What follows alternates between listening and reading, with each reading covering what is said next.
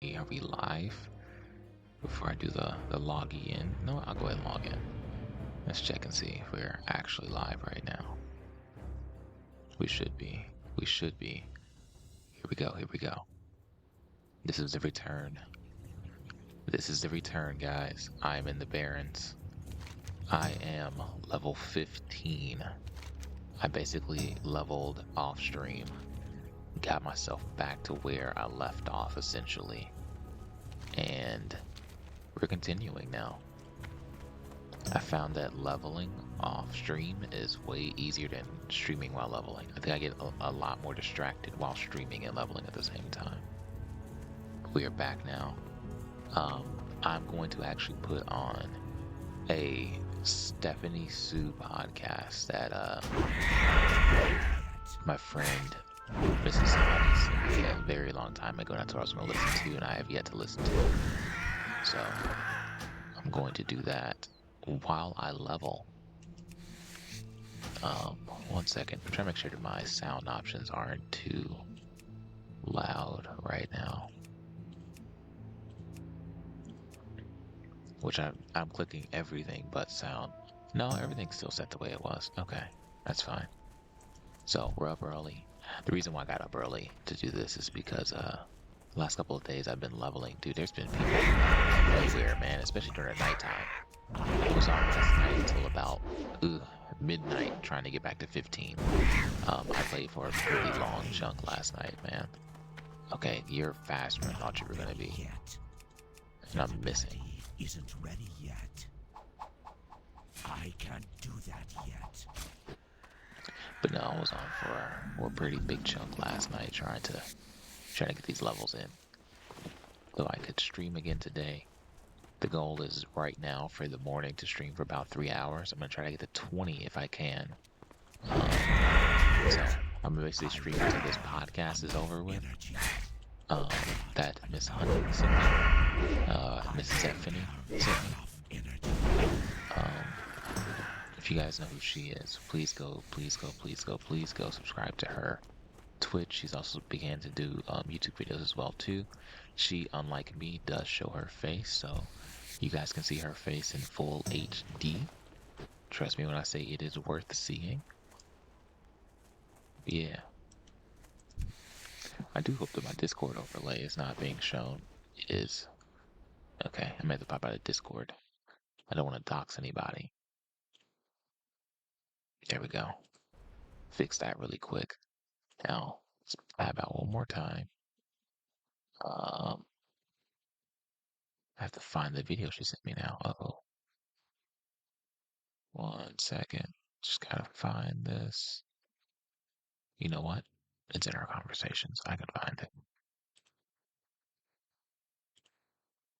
And boom. And Wait. She sent it with the time code, unfortunately, so I gotta go And all the since way the- back. Bada bing, bada bam. welcome to this week's Bacon a Mystery, Bacon a Murder. This is actually the first Bacon a Mystery episode Let's go. of 2023, and I just want to say it's about to be a banger. We are talking about the highly requested Court of Thorns and Roses by Sarah J. Maas. This book, I don't even know what to say. I am not a huge fantasy girl. I have been getting this book shoved down my throat for like, I want to say a couple years now, and I'm just not into fantasy. I'm not into it. I don't know what it is. not? I don't really love the idea of like a 500-year beast making love to me. Like it's just kind of a, I like a good thriller. I like a good domestic thriller. I like a good whodunit, right?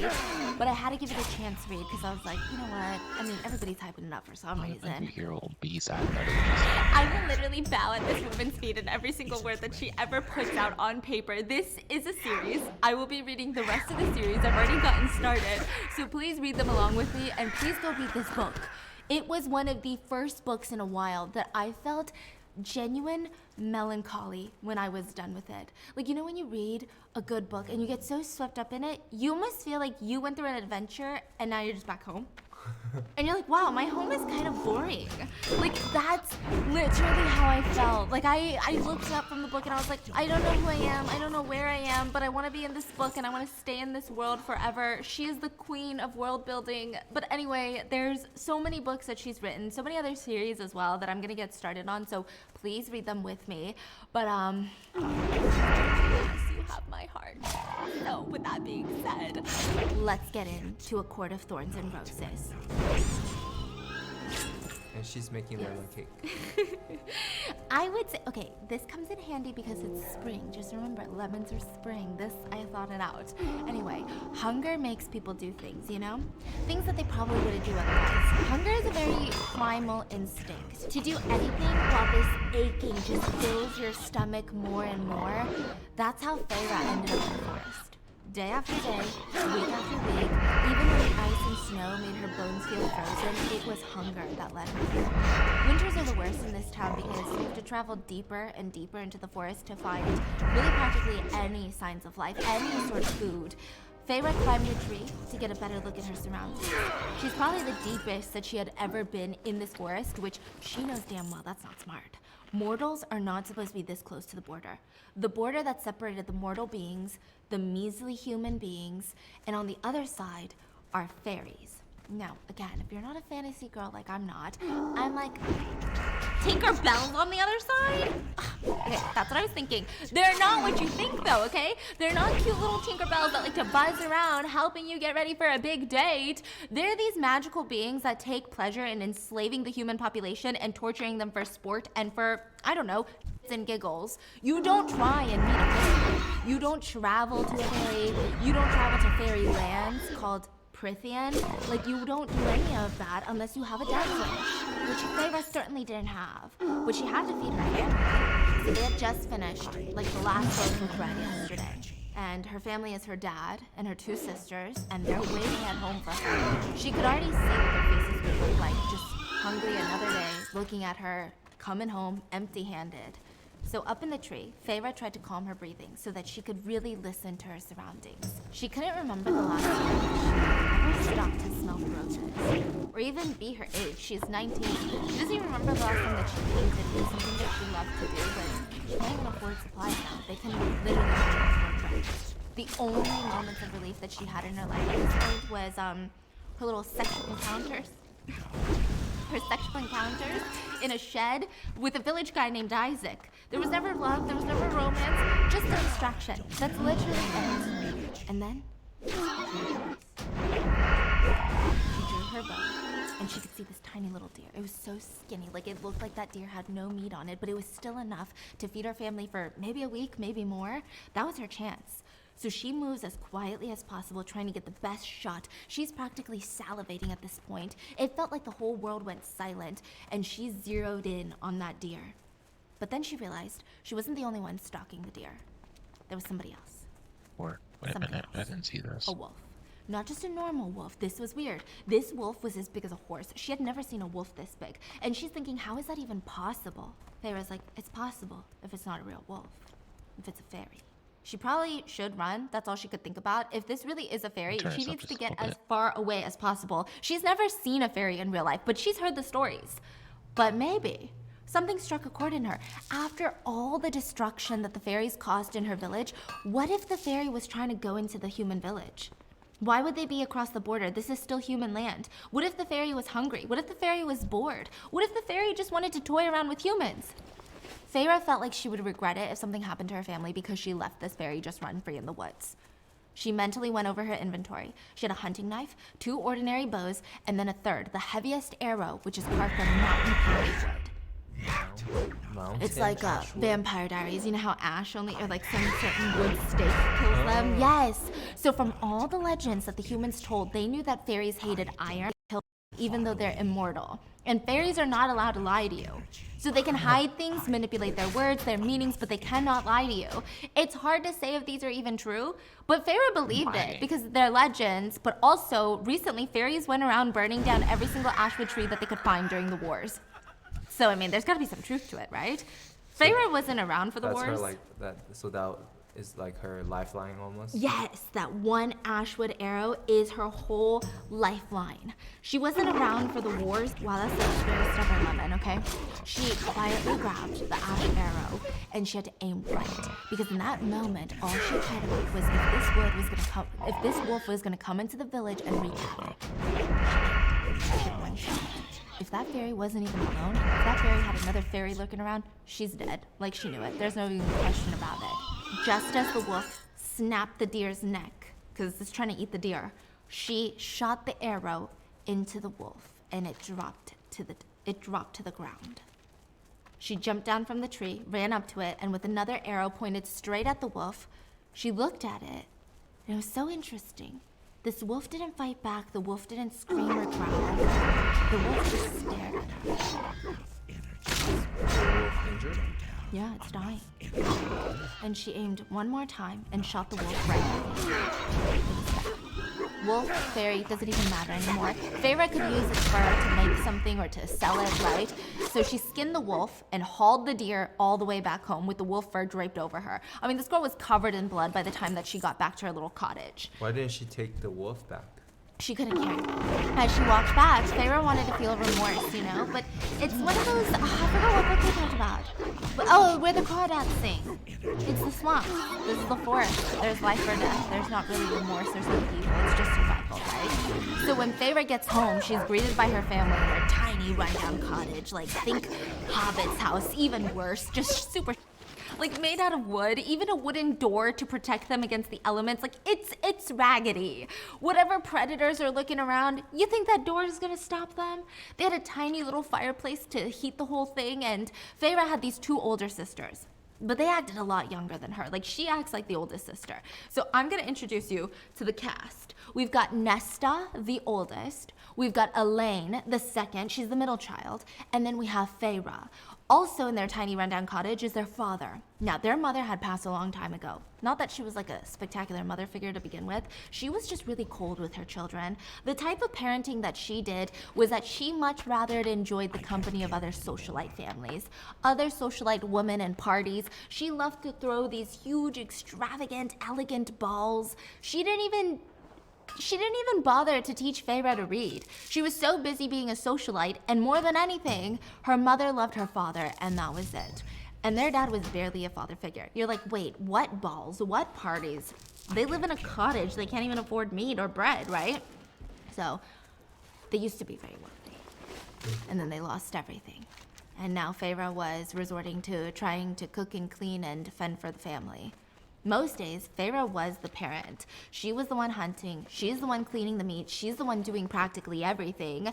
And Feyre was somebody that keeps her promises. For some reason, when their mom was dying on the deathbed, she was like, Feyre, promise me something.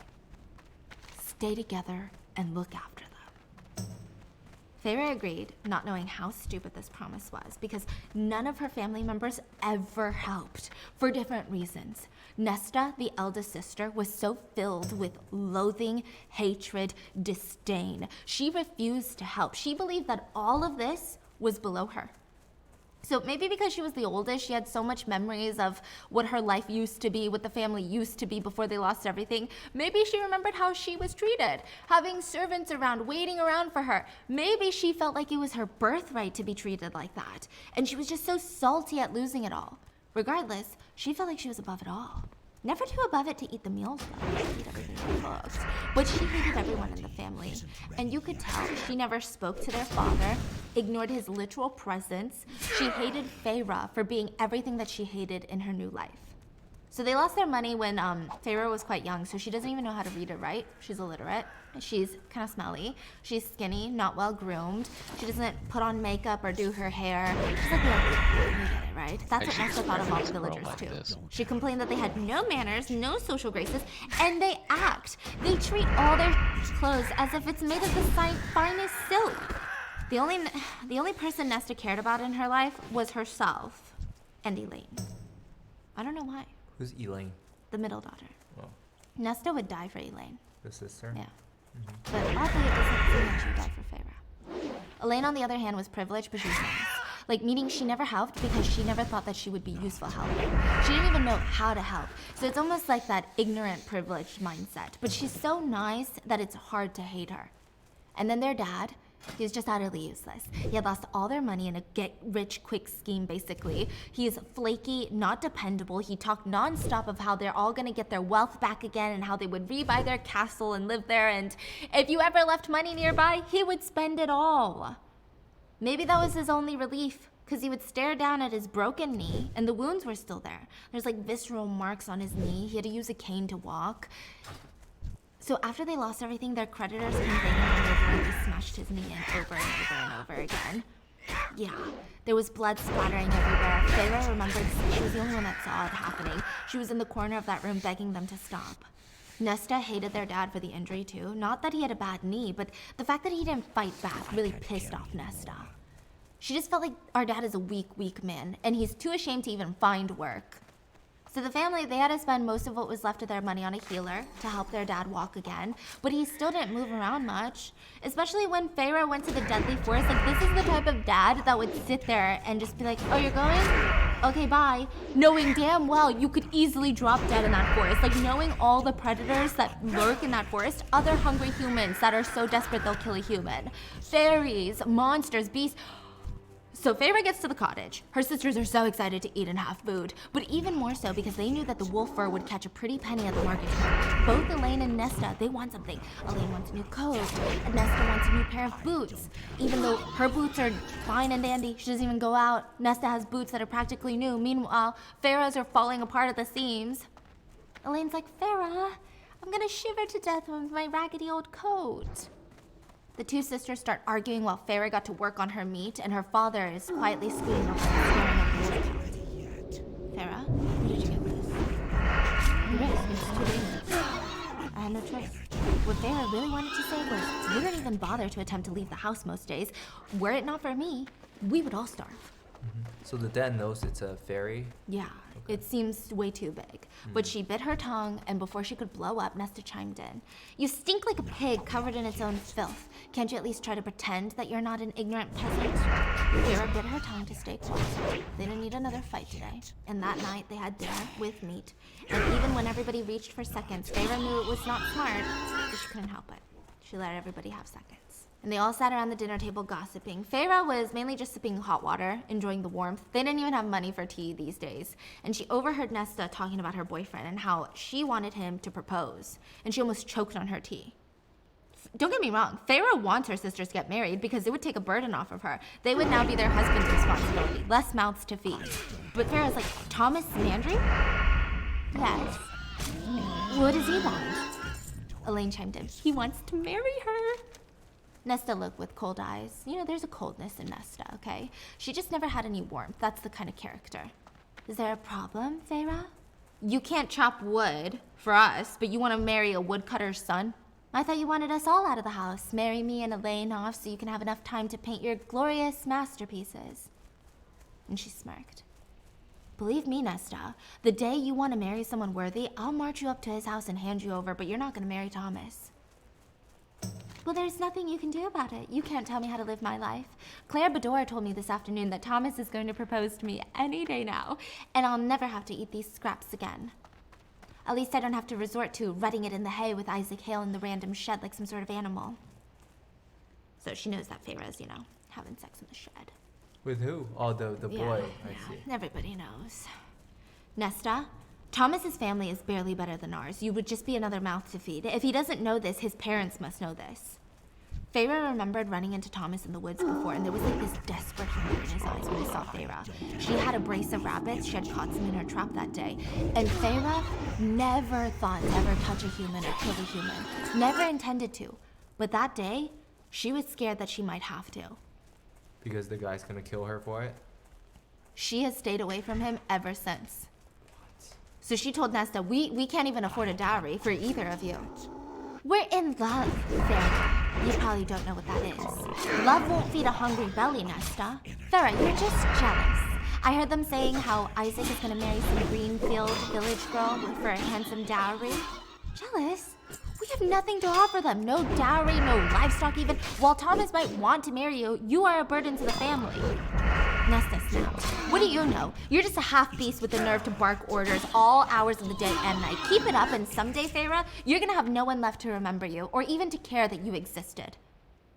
Nesta got up from the table and the father tried to ease the tension.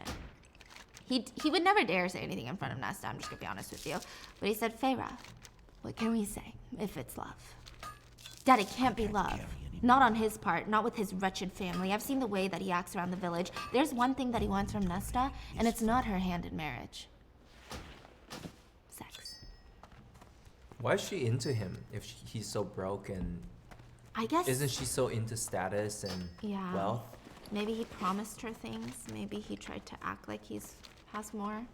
Love is blind. Yeah, and the dad looked at Feyre and he said, we need hope as much as we need meat. Feyre, we need hope. Or else we cannot endure. So let her keep this hope.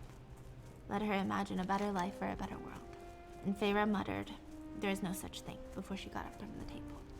So the next day, Feyre trails to the village with her sisters following very closely behind, literally breathing down her neck. Because she's gonna go sell the wolf fur and they want whatever she gets for it. They're ready to pounce on her to see how she's gonna split the earnings.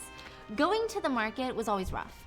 Because the smells, the spices that are floating into their nostrils, making the aching pains in their stomach just that much more obvious, they didn't even have money for luxuries like spices anymore.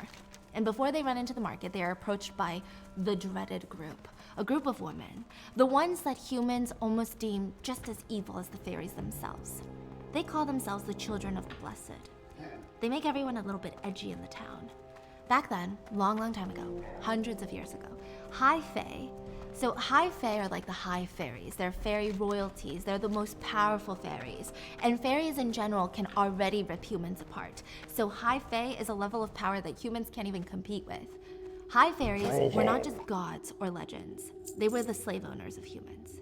So war raged on for ages, killing innocent human lives because they wanted to be freed. But humans were slaughtered, enslaved, forced to build High Fae, their castles, their monuments, their sprawling civilizations off of human blood, sweat, and tears. They were tortured and killed. And the only reason they weren't still doing that to humans, at least not in the masses, was not because they had a change of heart, but because 500 years ago, a treaty was signed that neither the Fae nor the humans could cross the border, and everyone would stay in their own realms and they wouldn't kill each other. Sometimes Fae would slip through the border to mess with humans because why not? They could. The Fae had powers that humans could never even understand. They could turn your bones into dust from 100 yards away, regardless of the class or rank. This is just regular fairies, not even High Fae. From the moment a human is born, they are warned. Their children's songs, their children's books are legends and warnings about the fairies. The humans lost the northern part of their world to the Fae, and they were only allowed in the southern parts, which was already ravaged by wars. Like, they literally got the butt end of the stick. Humans just lay in the destruction, right? And now, here are these women, child of the blessed, they call themselves, standing in front of the market. Do you have a moment to spare so you might hear the word of the blessed? Nesta rolled her eyes. No, we don't. It would just take a minute. Go spew your fanatic nonsense to someone else. You're gonna find no converts here. You see this? And Nesta aggressively shoved her iron bracelet in the woman's face. This is what you should be wearing, not some silver bells to attract those fairy monsters. The woman fell back in horror. How dare you wear that vial in front of our immortal friends? Yeah, go preach in another town. We don't care. Another villager passed by shouting at the woman, fairy-loving whore! And then they stopped to say, don't you idiots understand what those monsters did to us for all those centuries? What they still do for sport when they can't get away with it? You deserve the end that you're gonna meet with those fairy hands, you fools. All of your, Story's kind of every crazy, I'm single not one gonna of lie. you. What are they preaching? That fairies are sweet and generous and kind. They're the blessed, and they will bless humans with that. Then why don't they just go to the other side? Who the knows? Why are they standing here preaching? I guess it's like, why do people not just go to the place of worship instead of trying to convert people, right? I guess they feel like they're on a mission. Our benevolent masters would never harm us. Prithian is a land of peace and plenty should they bless you with your attention. You would be glad to live amongst them. Feyre grabbed her sister's arm and pulled them into the market. Today was not the day. They needed to focus on this. When they got inside, Feyre split up with her sisters to find a merchant that was going to buy the wolf's fur. She knew where she could maybe get the best deal, hopefully, but she was quite the scary woman. The merchant was a mercenary. She's got like thick, dark black hair to her chin. Her face looked like it was carved out of stone, like granite. Her eyes are so sharp and narrow. She looked like she had history, you know what I mean? I have a wolf pelt and doe hide for sale. I thought you might be interested in purchasing them. You steal them? No, I hunted it myself, I swear. How? Farah told her, and, nobody wants stolen goods. It was important that she knew the truth. And the mercenary went over the wolf pelt. She said, well, you weren't lying about the wolf size. Doesn't seem like a fairy, though. And then she named a price, and it was a lot. Like, more than what Farah was expecting. Like, she was overpaying. Farah's like, Wait, they don't think that this is a fairy. yeah. What? Farah's confused, and she's like, I don't need your pity. And the woman looks at her and says, no, but you need my money. And the other traders have been cheap all morning. Up to you, girl. Why? Someone did the same for me once when I needed it. Figure it's time to repay what's due. Really? Yeah. A generous businesswoman? I Yeah. find that very hard to believe. Very interesting, right? So the mercenary shoves the coins into Farah's palms, like shaking, sweaty palms. And Farah's just like, thank you. And the mercenary continues. Word of advice from 100. Don't go too far in the woods. I wouldn't even get close to where you were yesterday. A wolf this size would be the least of your problems. Excuse me? I've been hearing stories of the things slipping through the walls. Are they gonna attack? No one knows what the Fae are planning. But we don't know if the High Lord's leash on them, on their beasts, is slipping, or if they're targeted attacks. We don't know what the Act like attacks these are mean, but keep casters. far away from the walls best you can. We saw more attacks. What? So, side note, not all Fae are the same. They all possess different powers, right? Some Fae just look like straight up beasts and monsters. They're almost like the dogs of the Fae, right? And then some Fae, they look like humans, but they can shapeshift.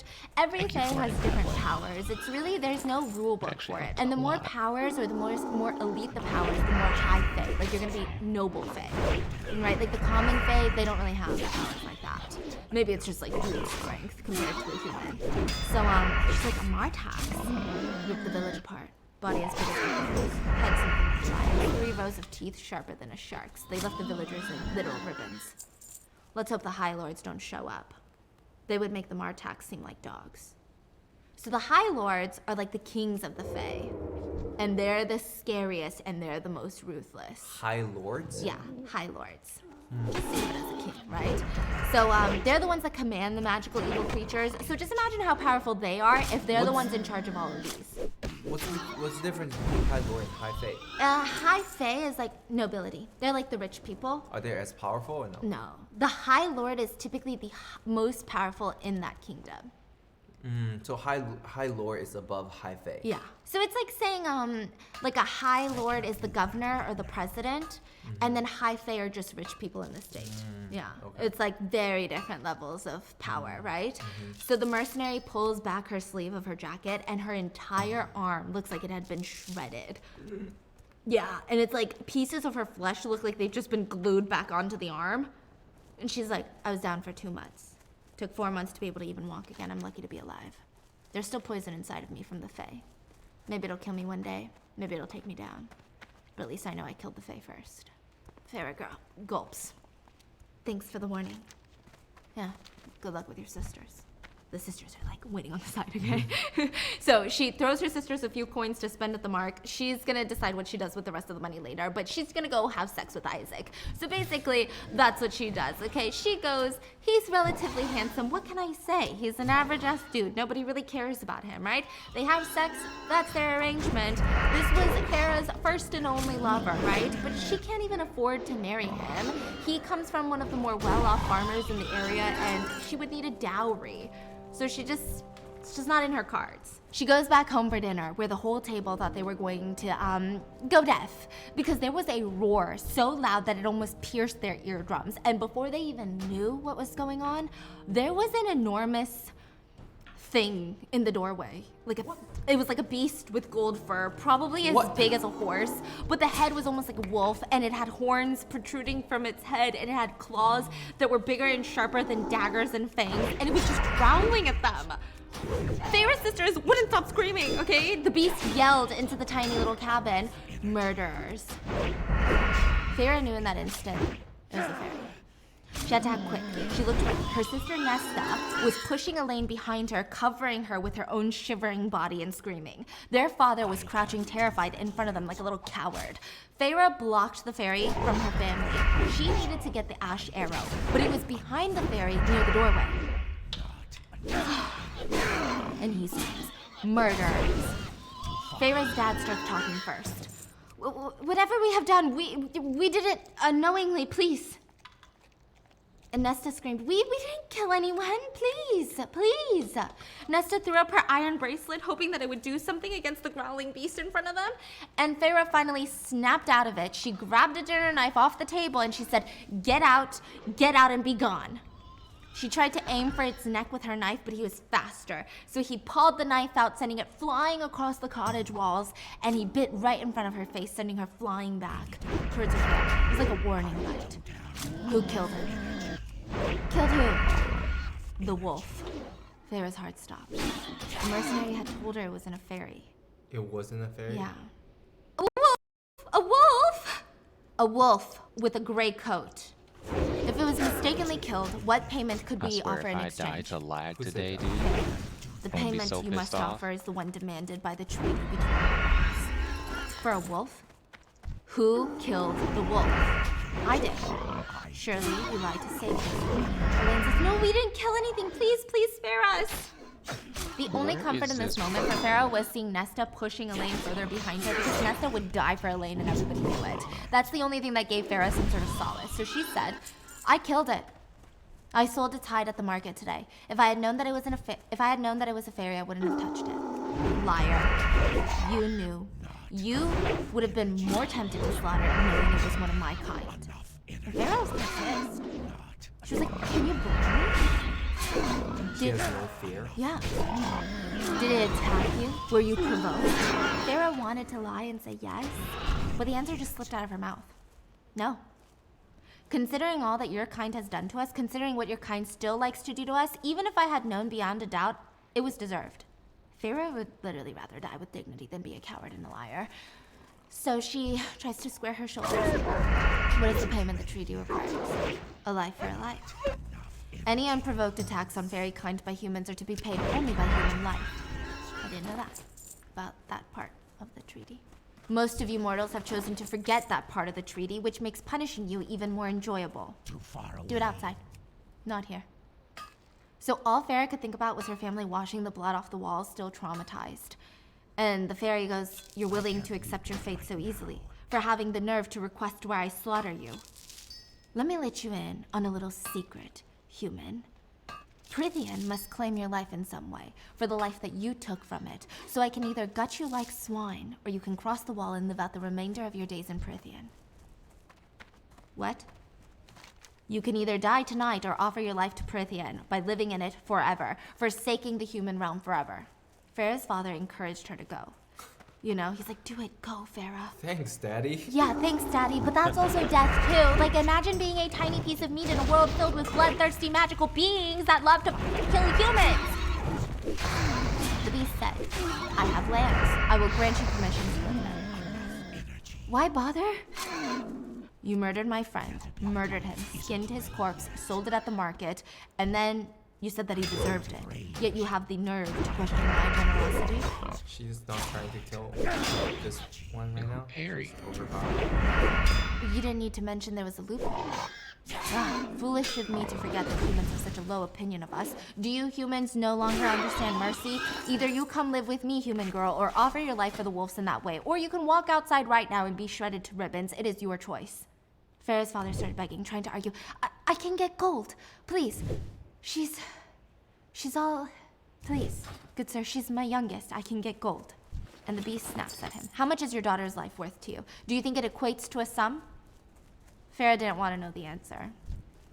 She stepped forward, and she knew they had to leave. When do we go? Now. They returned to her family, and she couldn't even look at her sisters. She looked at her dad, and she said, as calmly as possible. The meat should hold you for 2 weeks.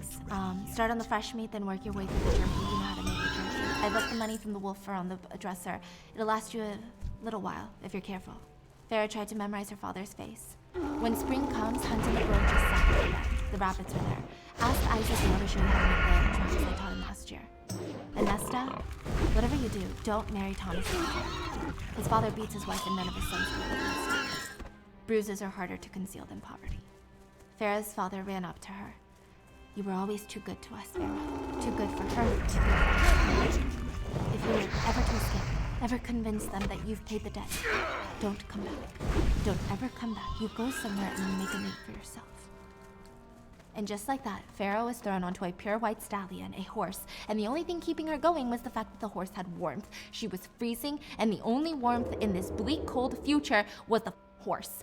And they start going northbound towards Feyland, towards Prithian. And on the long ride there, Farah starts trying to brainstorm ways to kill the beast and get back to her family. So the beast burned her ash arrow before they left. So there was that. So there was no way to fight the beast. There was no way to kill the beast. But he was giant, and he's strong, and he's powerful. And even if Fey Land, let's say she kills him, how is she going to cross the border back into human territory? Which brings her to the point of, what the hell is even behind the border? She was terrified.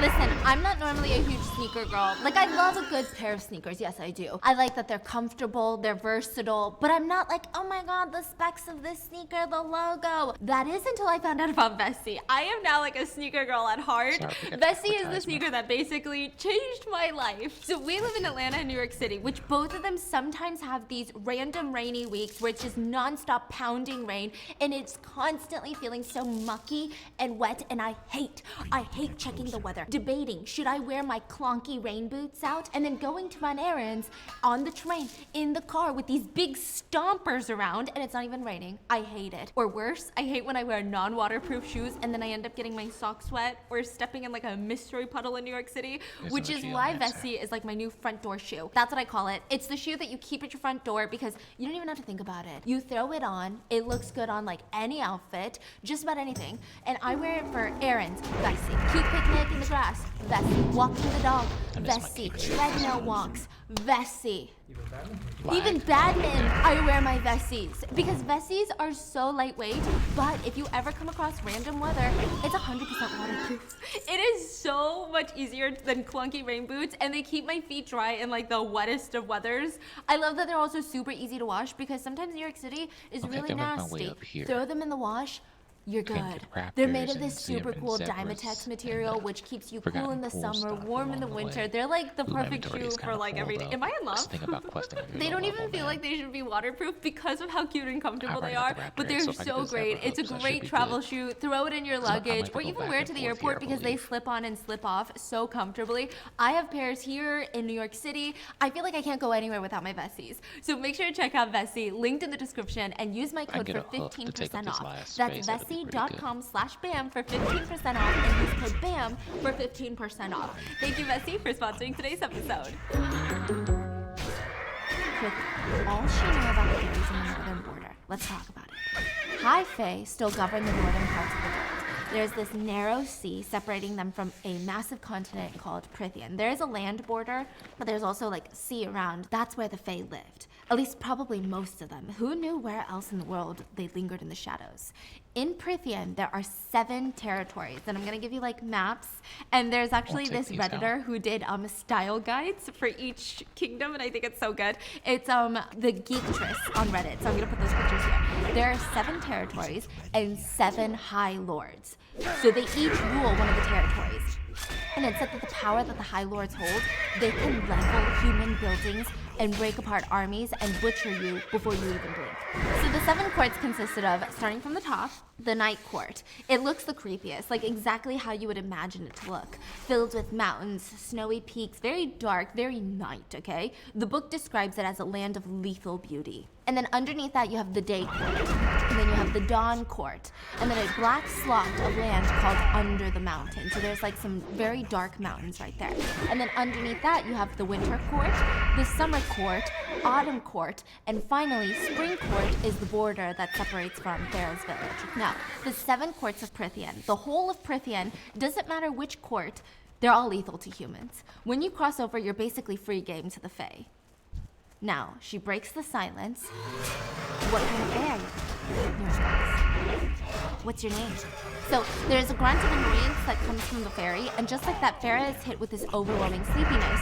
And she wakes up days later with a metallic taste in her mouth, still on the horse. The metallic taste is magic. Oh, it's not blood? Magic. So magic, it's like he had used magic to make her fall asleep and stay on the horse. But when she looked around, she wasn't even mad because she was in Prythian, and this is what Spring Court looks like. Yeah. Beautiful. It's spring. Birds are chirping, there's a pleasant breeze. There's like lush pink peonies everywhere. It's like sauntering into heaven. They approach this mansion that's surrounded by flowers and flower gardens and vines, like ivy vines going up it, and the iron gates swing open. This would be Farrah's new home, or new prison. I mean, she wasn't really sure which one, right? But let's be real, there was nothing like this. Even when Farrah was rich, she had never seen sights like this. It was like a princess's castle. Beyond the beautiful white home covered in pastel-colored flowers, yellow daffodils swinging in the breeze, literally spring. Like, imagine the perfect spring in like an AI-generated world, like true perfection. That is Spring Court. And beyond the house, there's woods, then there's sunlight, and there's movement. It's like the perfect weather. All the time. It's like those cartoons where you're like, I wish that was real life. Like, what kind of power even controls weather like that? It was winter in the human court, or the human land. How is it spring? Black and white checkered marble floors in the entryway. There's these long hallways with arched walkways and glass doors leading into these opulent rooms that have these massive glass windows that look out into the gardens. I mean, it almost brought a smile to her face. Until she realized that the house was probably built from the enslavement of humans. And then Farrah was drawn to the dining room with a table longer than what she had ever seen in her life. It was the most grand dining table. It was filled with so much food and wine, and her stomach started churning. Chicken, bread, peas, fish. It was human food. But Farrah was gonna eat none of it, no matter how freaking hungry she was, okay? Because the first thing that they teach you as a kid is that you never drink the fairy wine or you eat their food unless you want to wind up enslaved to them. I mean, she's kind of already enslaved to them, but you know. So the beast sits down, and instantly, the minute that his buttocks touches the chair, he shapeshifts into a glorious, muscular man with blonde hair. Okay, think like Chris Hemsworth, the type of person with the golden blonde hair, the Greek god type of body, the Thor vibe, but he's wearing this gold mask that's covering half of his face. Farrah almost screamed, not because he was hot, but shapeshifting is reserved for high fae. So usually if a fae is like a beast, it's stuck in a beast form if it's just a regular fae.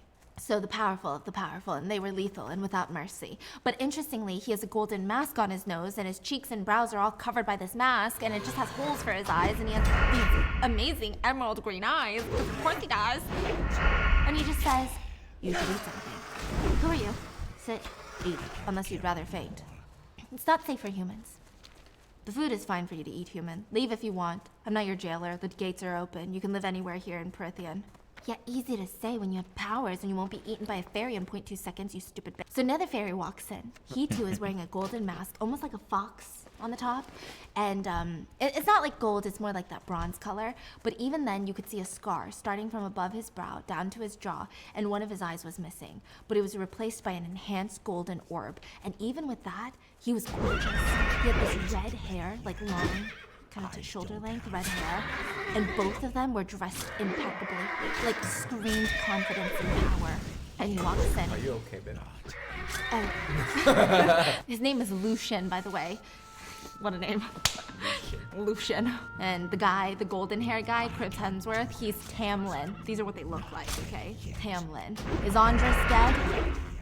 Yes, he's dead. How? Nashara, the treaty summons led me to this mortal. I gave her a safe haven.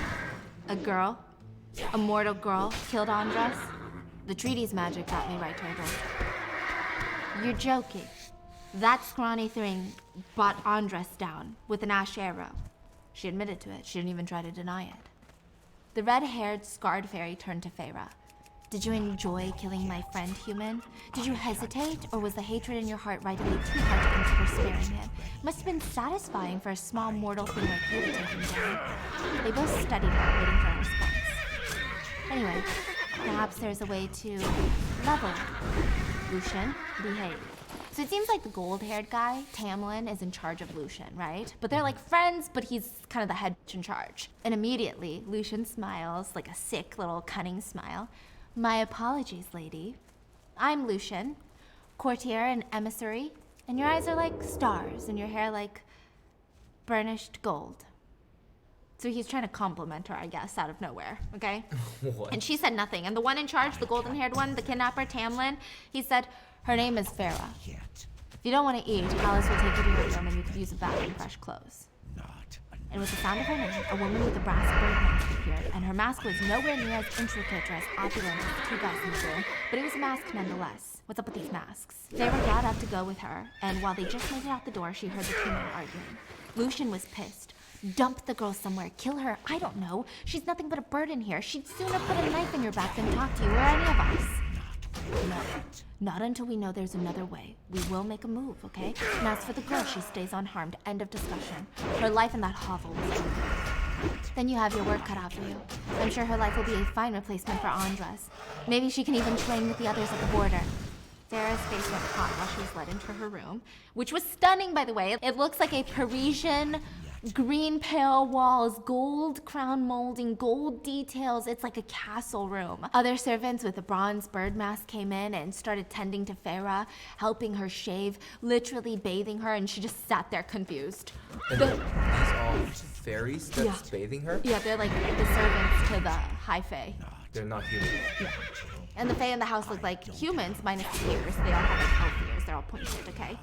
And then they're all wearing masks. When they dressed her, they tried to dress her in like this silk dress, like the finest silk she had ever seen, ever touched in her life, but she refused. So they grunted and put her in some pants and like a soft cashmere top instead, okay? It fit her pretty well. And Alice starts brushing her hair and she nags, "You're hardly more than skin and bones." Yeah, but winter does that to poor mortals. If you're wise, you'll keep your mouth shut and your ears open. It'll do you more good here than a loose tongue. And keep your wits about you, even when your senses try to betray you here. Some folks here are bound to be upset about Andres. If you ask me, Andres knew what he would face when he crossed the wall. And the others? They understand the terms of the treaty too, even if they resent your presence here, thanks to the mercy of our master. So keep your head down, and none of them are going to bother you. And Lucian, he could use someone sneaking into. And with that, Farah was cleaned up, mostly against her will, and brought downstairs to her. The two men, the creatures, they're sitting at the table and they're drinking wine from golden goblets, like real gold, right? And Tamlin was the first to address Farah. The food is safe for you to eat. He cocked his head to the chair at the end of the table. He's like, sit down. And she didn't move. She's like frozen. What do you want then? And Lucian rolls his eyes. I told you, Tamlin, your skills with females have definitely become rusty in recent decades.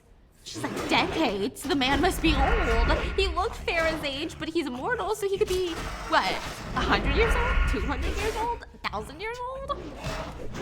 Lucian says, you don't look as half bad now. A relief since you'll be living here with us. Though the tunic isn't as pretty as a dress. I prefer not to wear a dress. Why not? Tamlin answered for her. It's easier to kill us when she's wearing pants. Now that I'm here, what do you plan on doing with me? She tried to sit down and she tried to hold her gaze from the steaming hot food to the smell of meat just making her feel drunk already. Nobody answered her question.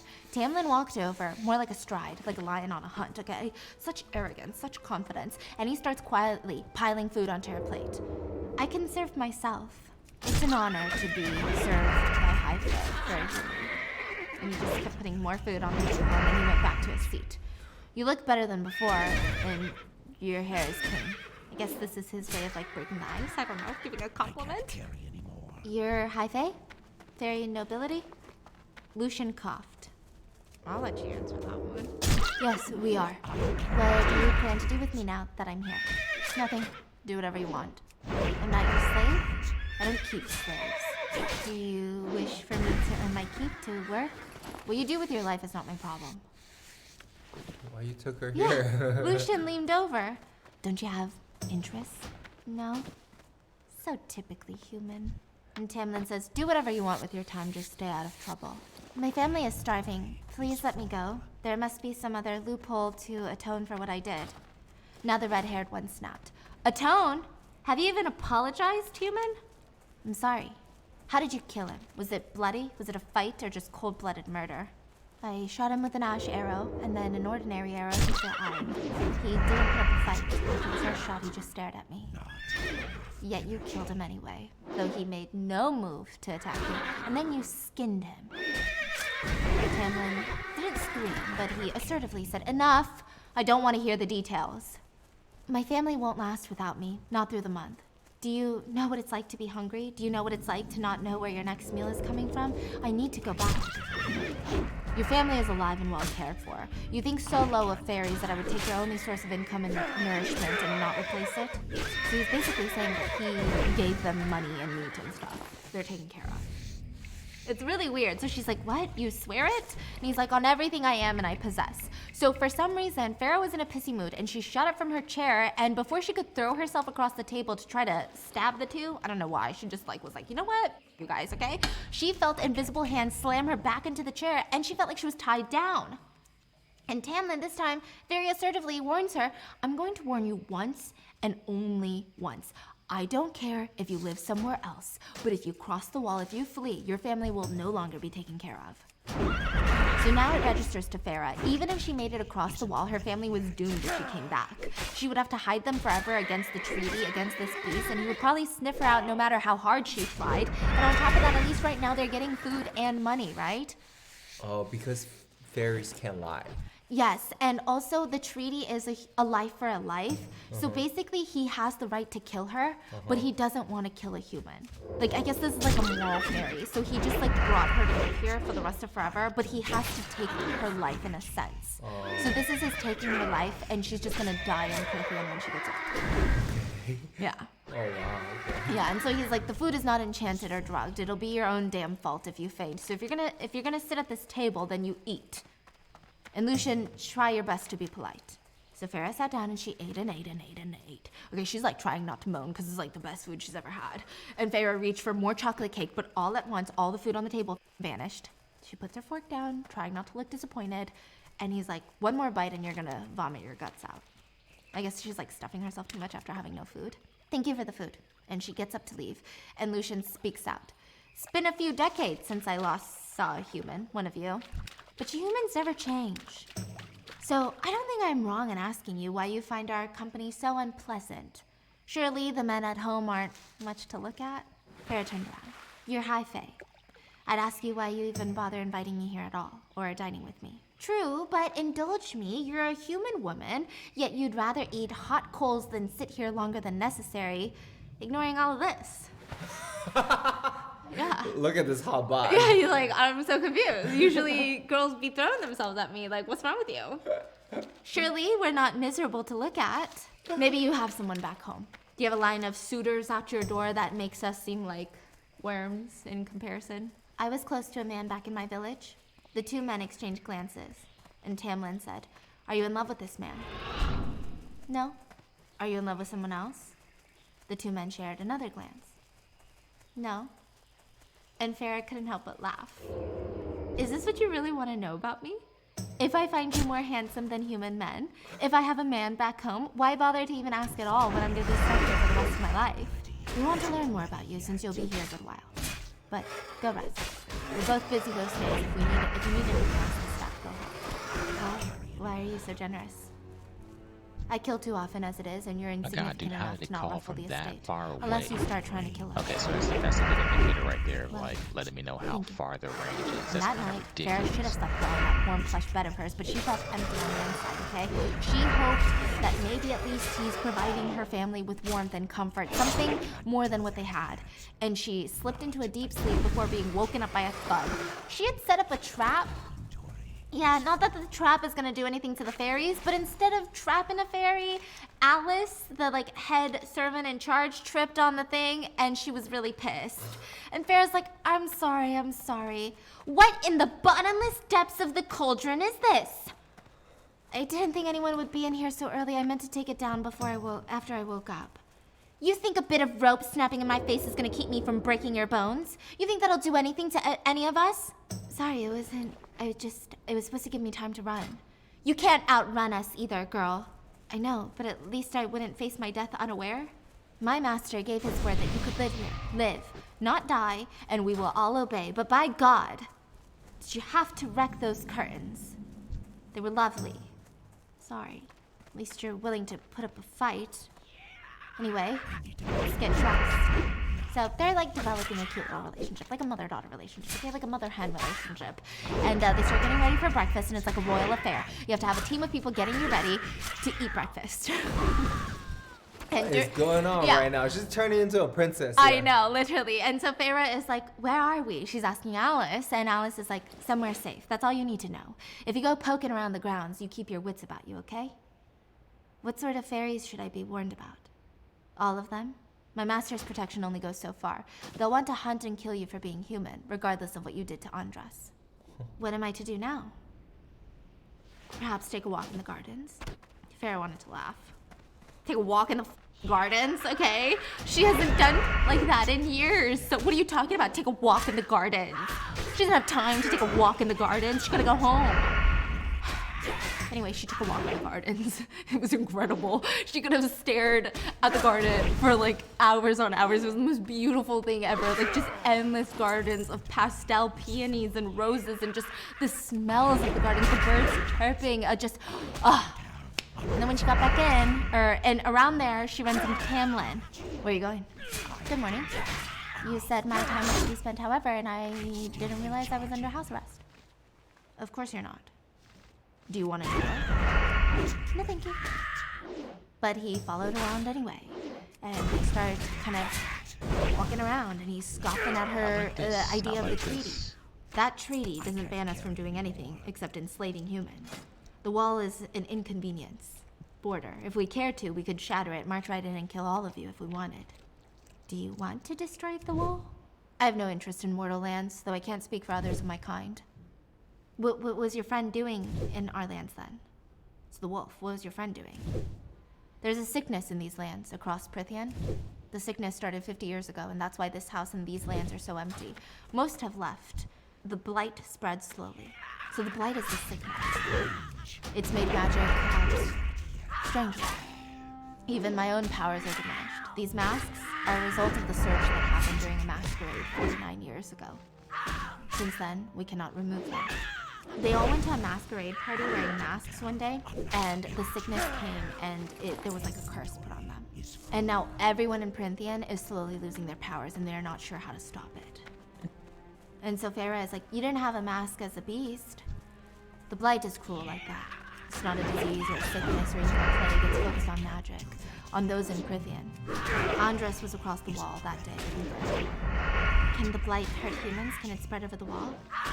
Yes, there's a chance of it affecting mortals and your territory. Right now it's slow moving though, so you're probably safe for now. They strolled in silence before Tamlin excused himself, and Farah got pleasantly lost in the beautiful gardens, right? And she decided, you know what? I have a good idea. I'm gonna befriend Lucian to see if he can help me escape. Because he's like Tamlin's right-hand man, right? Maybe he can convince Tamlin to let me go or something. But before she rushed inside, she heard this. It's like not a voice, but almost a sensation. Like a voice that moved like wind. It was soft, it was sweet, and behind her, the voice was behind her. And in the peripheral of her eye, she felt like this silver glow. And it's like out of nowhere. She was about to turn around to look at it when Alice's voice yelled, Farah, lunch! And then the voice was gone. And she went back in. And just like that, you know, it's strange, but Farah couldn't help but feel watched after that. She stayed on track with her plan. That night during dinner, she stole a knife. A dinner knife. Oh yeah, not a great weapon. It's not even ashwood. It's just a regular knife. But something, okay? It's gonna give her peace of mind. During dinner, Tamlin announced, Farah likes to hunt. I don't like to hunt. I hunt it out of necessity. And how would you know that? I saw the bows and arrows at your house. When I saw your father's hands, I knew he wasn't the one using them. You told him of the food and the money. Fairies might be many things, but we are not stupid unless your ridiculous legends claim that about us too. Lucian smirked. How old are you anyway? 19. So young and so brave. Skilled killer already. So what is it that you do with your lives? Spare humans from the treaty and have fine meals all day? That's what you do? Yes, and we also dance with spirits under the full moon and snatch human babies from their cradles. Tamlin says, didn't your mother tell us anything about us? My mother didn't have to tell me stories. How did she die? It's gone. She's like, I'm what? not How do you know gonna that my mom is dead? I didn't see any signs of an older woman in the house. Typhus, I was 9. And that's about it. The next day, Farah rushes to spend time with Lucian while he does patrol of the grounds. She even brushed Tamlin off, who offered to take her on a ride on his horses through the grounds so she could see the lay of the land. And she was like, no thanks, bye. And he looked astounded. Seems like the guy does not get rejected quite often. And with that, Farah got herself invited to grounds patrol with Lucian. She mounts a horse. Lucian passes her a bow and arrow. No ash arrows today, unfortunately, Farah. They rode in silence before he finally asked, well, no good game good enough for you to slaughter? We've passed plenty of squirrels and birds. You don't like them? You seem to have enough food on the table already. I don't need to add to it. Is it typically your job to patrol the grounds as an emissary? I'm Tamlin's emissary, but this is Andreas' shift, so someone needed to fill it. It's an honor to fill his role. I'm sorry. I didn't know what he meant to all of you. So, when are you gonna try and persuade me to beseech Tamlin to find a way to free you from the treaty's rules? What? That's why you agreed to come out here with me, isn't it? Honestly, I'm impressed and flattered that you think that I have that kind of power over Tamlin. What are you talking about? Before you waste your precious few human breaths, let me explain this to you. If I had my way, Farah, you would be gone. I can't have my way because there is no alternative to the treaty. There is no higher loophole. level than me right now. I admire your balls, though. I I feel better really if I do. was 16, Maybe it's but stupidity. But since I'm Tam only won't gut 15 you, right now. which is my I first should let my choice, health go up a unless you little rough it more around before Cushion attacking on this your one, own, which I advise against, this is it. You're stuck. too.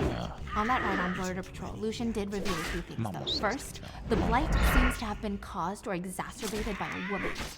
Like, I don't know, he just kept referring to her as she. She's like the Voldemort. Like, nobody called her name, and everybody's terrified of her, and their faces go pale when they mention her. Lucian seems to be so scared of her. Yeah, it's creepy. Maybe she's like a high lady of one of the 7 courts. She also found out only that Tamlin can shapeshift, but he can shapeshift others. So Lucian can't shapeshift. He's not as powerful as Tamlin. But Tamlin can turn people into wolves. That's why he turned Andres into a wolf to cross the border. Oh. Yeah. They can only shapeshift themselves. Yeah. And others if they're powerful. Oh. Lucian can't even shapeshift in general. Oh, Lucian's always a human? Yeah. But he has powers, but he's a human. Oh, I see. Yeah. And so Farah's like, how did you get that scar? I didn't keep my mouth shut when I should have. I can't kill. Tamlin did that to you? Cauldron, no. He wasn't there. He got me the replacement afterwards. He's talking about the eye replacement, okay? So are there any fairies who will actually answer my question? This Yes, curse the sucks. cereal. There's a chance that It's a he'll type of fairy. target. Dude, that's They're old and crazy. wicked and not worth the danger of going out to find them.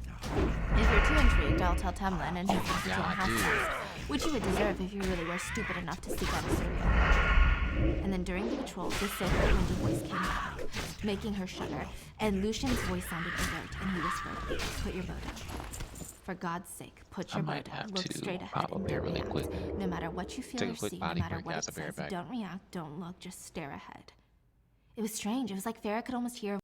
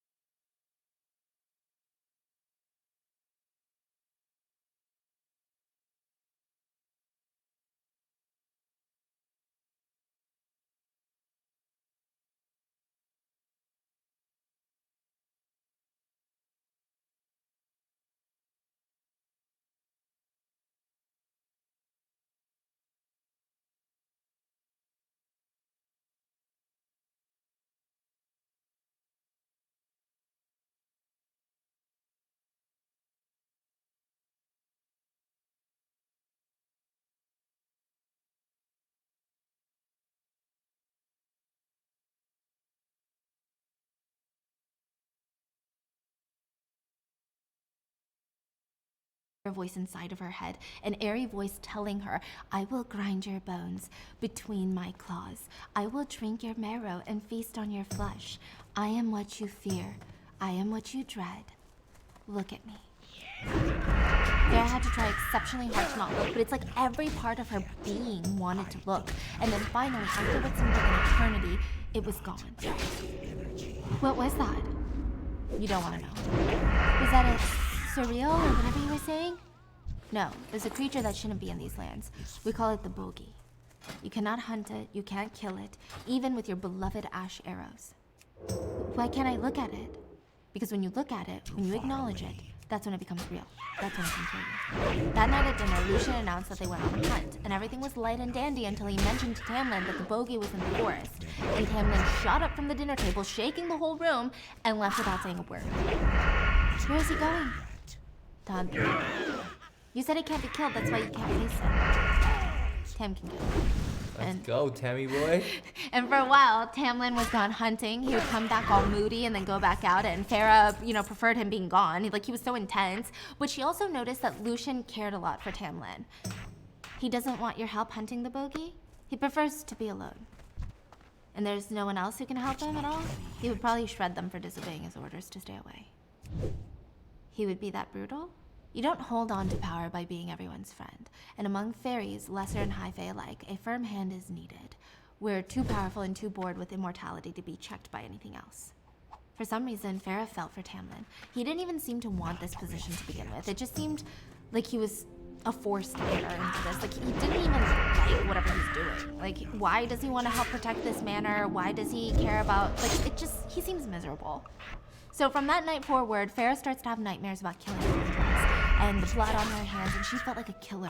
She would wake up in sweat only to wander the dark halls alone, and then it's just so quiet that she doesn't even hear him until his 8-pack is right in front of her face. Did you kill the bogey? Yeah. You're hurt. Oh, also, Farah had been holding a drawing of the map of the house, right? She's like, I'm gonna get the map of the house so that I can escape. But she can't write, so she's making symbols for what each door leads into. And he looks down at it with blood dripping from his hands, you know what I mean? Beastly. And he's like, you can't write. Wait, can you clean up your hands? And he leads her into a small little infirmary, and there's a ton of supplies. It's well stocked with a work table, and she bandages up his hand in silence. And she just said the feeling of his skin was very fiery, very hot, and her skin is cold. It's just it's like touching hot coals. So I guess fairies are hot blooded, okay? And so Tamlin is like, you can't write, yet you learn to hunt to survive. How? That's what happens when you're responsible for lives other than your own, isn't it? You do what you have to do. You aren't really expected for a human. And with that, Farah finished his hand and walked out. Tending to the wound.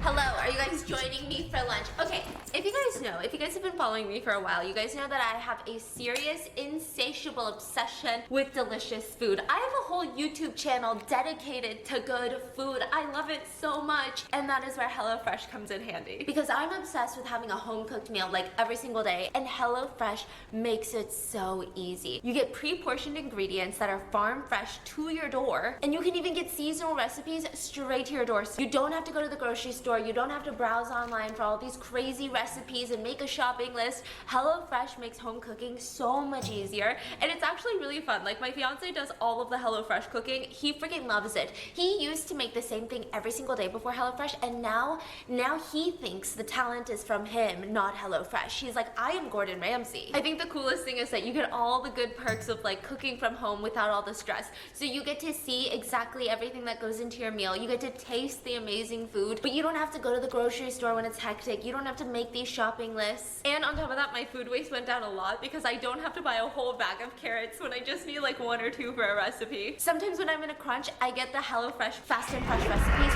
That means you can get a meal on the table in 15 minutes or less. I love doing this for lunch because they have the perfect lunch recipes. I'm talking falafel power bowl, seared steak and potatoes, Southwest bean and pork burritos, and every week you get over 35 recipes to choose from HelloFresh. They have Carb Smart, Calorie Smart, so you can achieve whatever goal that you have for the new year, and you can even swap proteins, upgrade size, so it's super customizable to exactly what you want. My whole family is hooked on HelloFresh. My sister is a working mom. She's obsessed with HelloFresh. Make sure to check out HelloFresh.com/baking21, and make sure to use code BAKING21 for 21 free meals plus free shipping. That's HelloFresh.com/baking21. Use code BAKING21 to get 21 free meals plus free shipping. And thank you HelloFresh for sponsoring today's episode.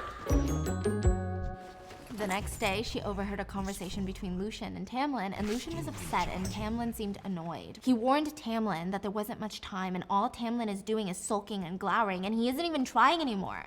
And Tamlin is saying, it was a mistake from the start. I can't stomach it, not after what my father did to their kind, to their lands. I won't follow in his footsteps. I'm not gonna be that sort of person, so back off. What? And Lucian says, back off. While you seal our fate anew and everything, I stayed with you out of hope not to watch you stumble for someone with a heart of stone. Yours is certainly soft these days. The bogey was on our lands. On our lands. The barriers of the courts have vanished. Our woods are teeming with filth like the puka. Are you just gonna start living out there, slaughtering every bit of venom that slinks in? You don't think I don't know what's going on in my own lands? What I've got to lose, Lucian? What's lost already? She has no idea. That day, Tamlin and Farah go on a walk in the gardens. Not very consenting on her part, like Lucian just didn't want to border patrol with her that day, so here we are. And Tamlin says, are you ever planning on using that knife that you stole? What? I'm trained to notice small things, but I could also smell the fear. Thought no one noticed. Regardless of the threat, if you want to stand a chance of escaping, you have to be more creative than that. With your affinity for eavesdropping, maybe you'll learn something valuable one day. So she had been caught stealing the knife and eavesdropping. Lucian said you were running out of time? What did he mean by that? I'm immortal, Farah. I have nothing but time. Farah felt something in her bones when he said her name, like it just felt kind of intimate. And with that, he led her to the study, and with a snap of a finger, 1,000 candles lit up the study. It's given Hawthorne House, okay? It's given all of it, okay? It's filled to the brim with books upon books upon books. Do you need anything else? No. And she was in awe. She was in here so that she could learn to write. Her whole plan was that she's trying to act like she's bored, so she's trying to read and write. No, her plan is to write a letter to her family to let them know that she was okay and there's a sickness in Prithian and it might cross the border one day, so they need to go as south as possible. Get the f*** out of there. Asking one of the guys to write it would be humiliating, but also they probably would write something else entirely, or maybe they would write it and then burn it and never send it, so she had to find a way to write it and then sneak it off back to human lands. She wrote down on a piece of paper all these words that were very hard to pronounce, and when Tamlin asked if he could help, she threw her crumbled piece of paper in the trash, like her ego's getting in it. You know, she's like, don't help me. You have done enough torture, like, I'm here because of you. The audacity of this guy, okay? And at the end of the day, he's the one trapping her. He's the reason that she even needs to write a letter to begin with. But she also felt ashamed, you know, that she couldn't. And the thing that bothered her with Tamlin, that she didn't get bothered by Lucian, was the fact that Lucian didn't pretend to be something he wasn't. She had no clue who Tamlin was, or what he wanted, or why he even is helping her, and that made her suspicious of him.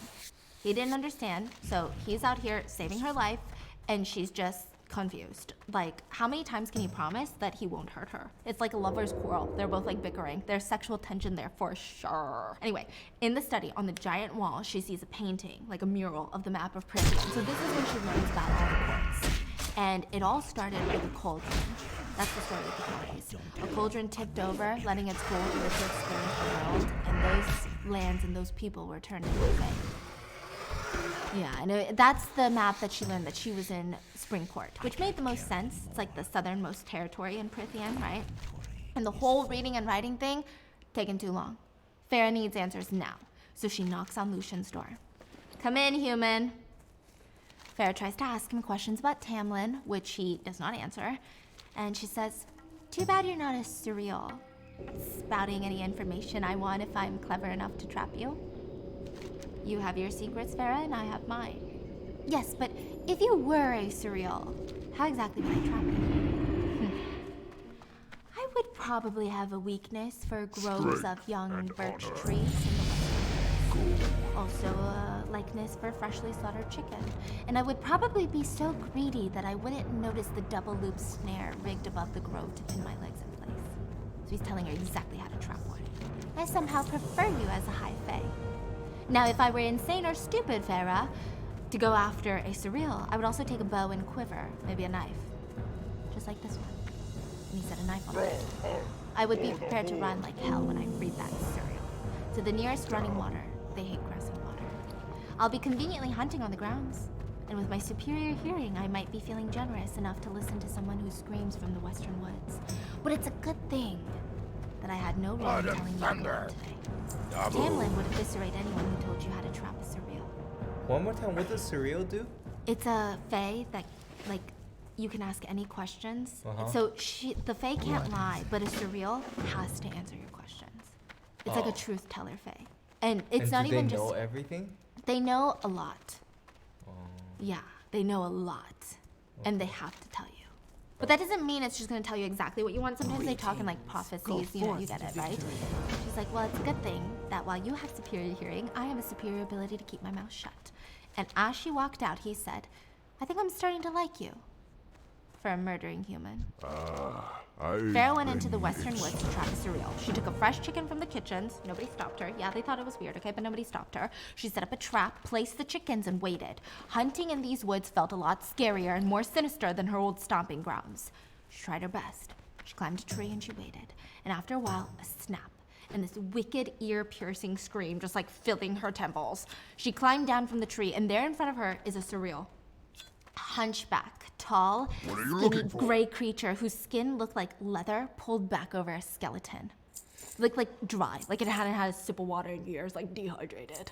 It had long limbs, yellow fingernails, like a lipless mouth, and like very long teeth. It had a Voldemort nose, no nostrils. The Fae that caught her was sexy and hot. Yeah. And this one is like a walking skeleton. That's what I'm saying. Really, like, conventional beauty standards just never die. Are you one of the surreal? Human. Did you set this clever, wicked trap for me? Are you a surreal? Indeed I am. Now what would a human want from a surreal? You tell me. Ha! A test. A foolish, useless test. If you dared to capture me, then you must want knowledge very, very badly. Ask me your questions, human, and then set me free. What's the next step? God, we just got good, though. It's so good. It just got really good. Bro, you don't understand. I'm so ready to finish this video and go read a Court of Mist and Fury. It's the next one. Oh, you want me to beat it with an egg beater while the surreal is about to literally tell her all the secrets of life? Like, you want me to pause and beat some fucking eggs? It's eggs and sugar, and now we're gonna whip in the flour, the butter, the lemon juice, and the lemon zest, but first, the flour. So she asks the surreal, is there truly no way for me to go home? Not unless you seek to be killed, and your family along with you. What do you know about Tamlin? Be more specific, human. Be more specific. I know many good things about the High Lord of the Spring Court. She's like, Tamlin is the High Lord? Wait. He's the High Lord of the mother Spring Court. He's the top one? Of Spring Court, of the one of the 7 courts. What the frick? What is he doing over there? Yeah, like. I mean, he's in the Spring Court. Yeah, but like, why was he like out there? Okay, wow. What? You're Wow. like, wait, why was he out there? Let me see his location history. Who is he flirting with, okay? So you didn't know. Interesting. Spring, summer, autumn, winter, dawn, day, night, the 7 courts of Prythian, each ruled by a High Lord, all of them deadly in their own way. They are not merely powerful, human. They are power. Everyone here is stuck wearing a mask. Are you not a member of this court? You have no mask. I am a member of no court. I am older than the High Lords, older than Prythian itself. And what can be done about this blight? Stay with the High Lord, human. That's all you can do. You will be safe. Do not interfere. Do not go looking for answers after today, or else you will be devoured. He will shield you away, so stay close to him, and all will be right. Where did the blight come from? Across the violent Western Sea, there is another fairy kingdom, Hybern, ruled by a wicked, powerful king. Yes, a king, not a High Lord, human. There, his territory is not divided into courts. He is the law unto himself. Humans no longer exist in that world. His throne is made of their bones. For some time now, the king of Hybern has been unhappy with the treaty that the High Fae have made with the humans. He resents that he was forced to sign it, let his mortal slaves go, and remain confined in his damp green island on the edge of the world. So 50 years ago, he dispatched his most trusted and loyal commanders, the deadliest warriors, to wage war. But not a bloody war. He sent spies and courtiers and lovers. They infiltrated various high fae courts and kingdoms and empires in Prythian and around the world for the past 50 years. And when they gathered enough information, he made his plan. And then, the surreal stopped and whispered, "We are not alone. Human, you must free me and run. Run for the High Lord's manor, and do not forget what I have told you. Stay with the High Lord and live to see everything righted." Beautiful. Does this not remind you of Spring Court? These are beautiful. We're just gonna bake them now. It basically alerts her that there's something else around, and she's like, what is it? The Naga. Fairies made of shadow, hate, and rot. Free me, human. They heard my scream, they have smelt you. They will cage me if they catch me here. Free me and return to the High Lord's side. So, Farah, she tries to free the surreal, but the Naga appeared from the trees, right? And they were a nightmare. They were covered in scales. They had talons for hands, humanoid bodies, but like snake-like features, and they looked hungry. One of them spoke. The Dark Mother sent us a gift today, and a meal. So the surreal is the gift, the human is the meal. The surreal begged for Farah to set him free, and she had 10 arrows, and one of the Naga was already holding the surreal in place. She knew she had a chance to run or get them distracted, but instead, Farah used her first arrow to shoot the surreal down, and like a flash of light, the surreal was gone. And it was just Farah as their snack. She shot another arrow, hitting a Naga, and she starts running. She runs as far as she could, but the woods are deep, they're winding, they're unforgiving. She's merely a human, like how is she gonna survive against these monster fae? She thought of Lucian, where he could be, because remember, he's gonna be hunting around, he's listening for a scream. I mean, with this commotion, with them chasing after her, he should have heard something. She was able to make it into an open clearing in the woods, and she was surrounded by not two, but 3 of them. She had her bow ready to strike, and they were laughing. Getting closer and closer, they hissed at her. "When we're done ripping off your skin, you will wish you hadn't crossed into Prythian. We will cut you up so fine there won't be much for the crows to pick at. You will bleed. We'll bleed you nice and slow." One of them pinned her onto the ground, and she tried stabbing them with Lucian's hunting knife in the neck. And just as they were about to rip her to shreds, the one starts screeching. How may I aid you? And she hears a growl. Of course she does. And she watched Tamlin rip up all of them in one easy swoop. The High Lord. There was just pure rage, like feral rage in his eyes as he's killing these 3 beasts. And then he reaches out for her, and she instinctively is like terrified of him. And his voice gets softer, and he's like, "Farah." And then the claws slip back into his hands, and she's like in shock. She's traumatized. She's like, "How?" "I was tracking the pack of them. The 4 escaped and must have followed you into the woods when they heard you scream." He reached down to touch her, and the pain of her arm and her face faded, so the metallic scent of magic filled the air. He's healing her. "I found one of them dead half a mile away. I saw one of my arrows in its throat, so I followed it here." Tamlin reached out and helped her up. She reached for his hand, and he had saved her. He'd killed his own kind for her, really. And now he was saying, "Let's go home."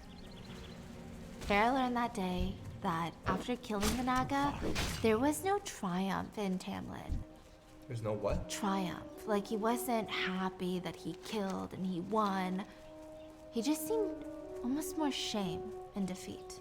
It seemed like he's not bloodthirsty, like he didn't want to kill. A lot of fairies kill for sport. They kill fairies, they kill humans for sport, but he didn't enjoy any of it. He didn't enjoy a kill. It actually seemed to hurt him to kill. After being cleaned up and bathed by Alice, Farah headed down to dinner, and Lucian seemed apologetic for not being there to save her that night. Or at least Farah thought he was being apologetic. Like, this is his way of apologizing. "I heard you two had a rather exciting afternoon. I wish I could have been there to help." "Regardless, you look lovely, Farah, after your hell-spent afternoon." Farah snorted. "I thought fairies couldn't lie." Tamlin choked on his wine, and Lucian grinned. "Who told you that?" "Everyone knows it. Fairies can't lie." "Of course we can lie. We find lying to be an art. And we lied when we told those ancient mortals that we couldn't speak an untruth. How else would we get them to trust us and do our bidding?" Farah crinkled her brows. "They can lie. What about iron?"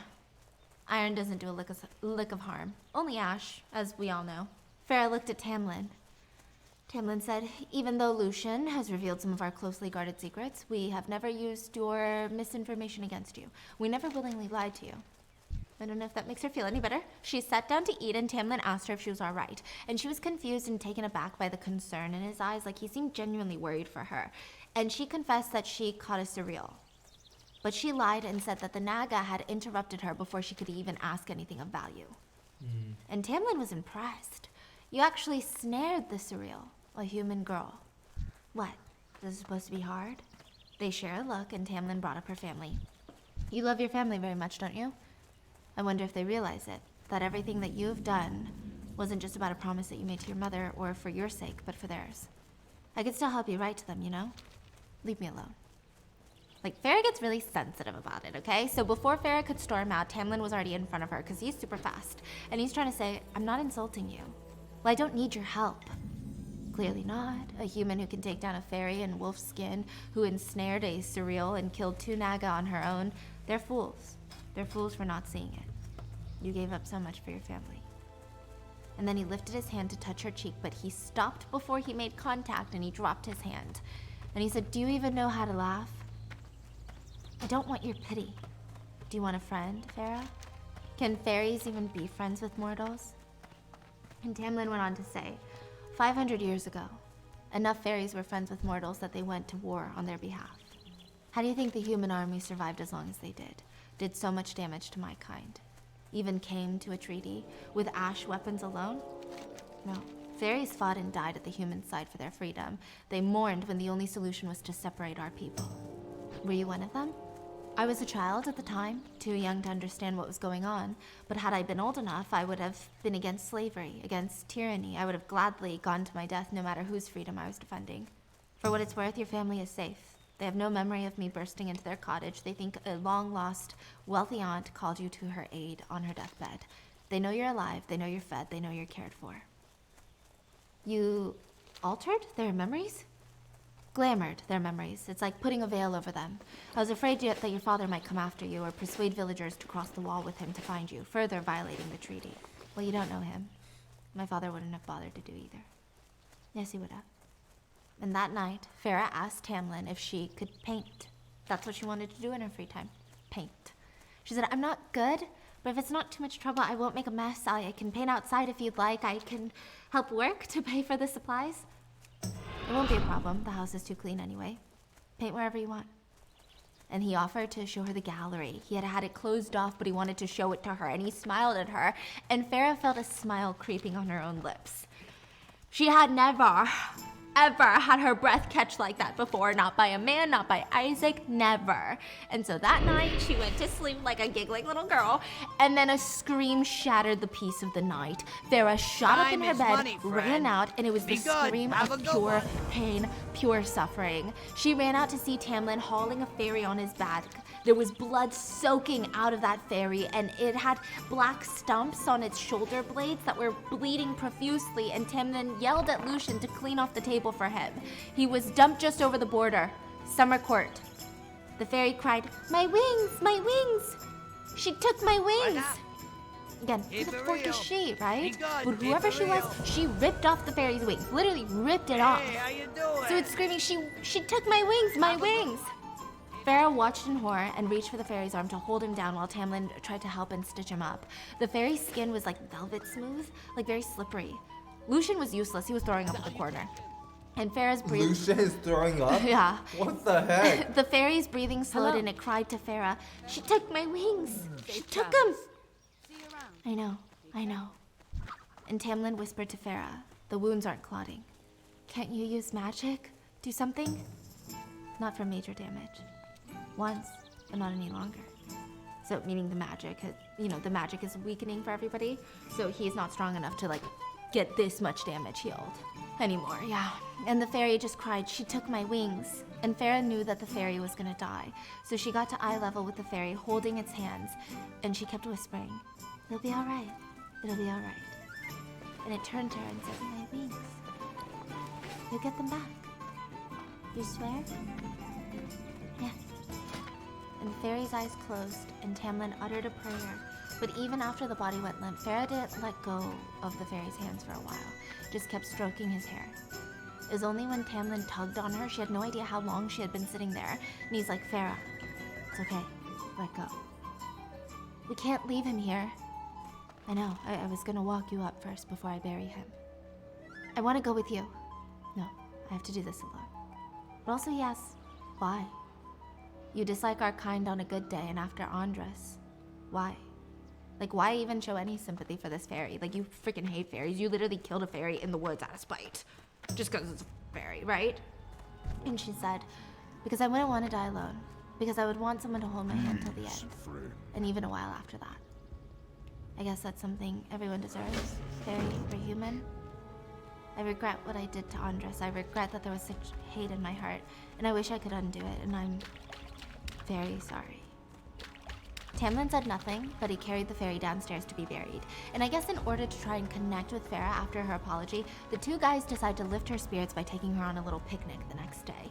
And as slow and as painful and as weird as it sounds, this is the beginning of honestly a love story.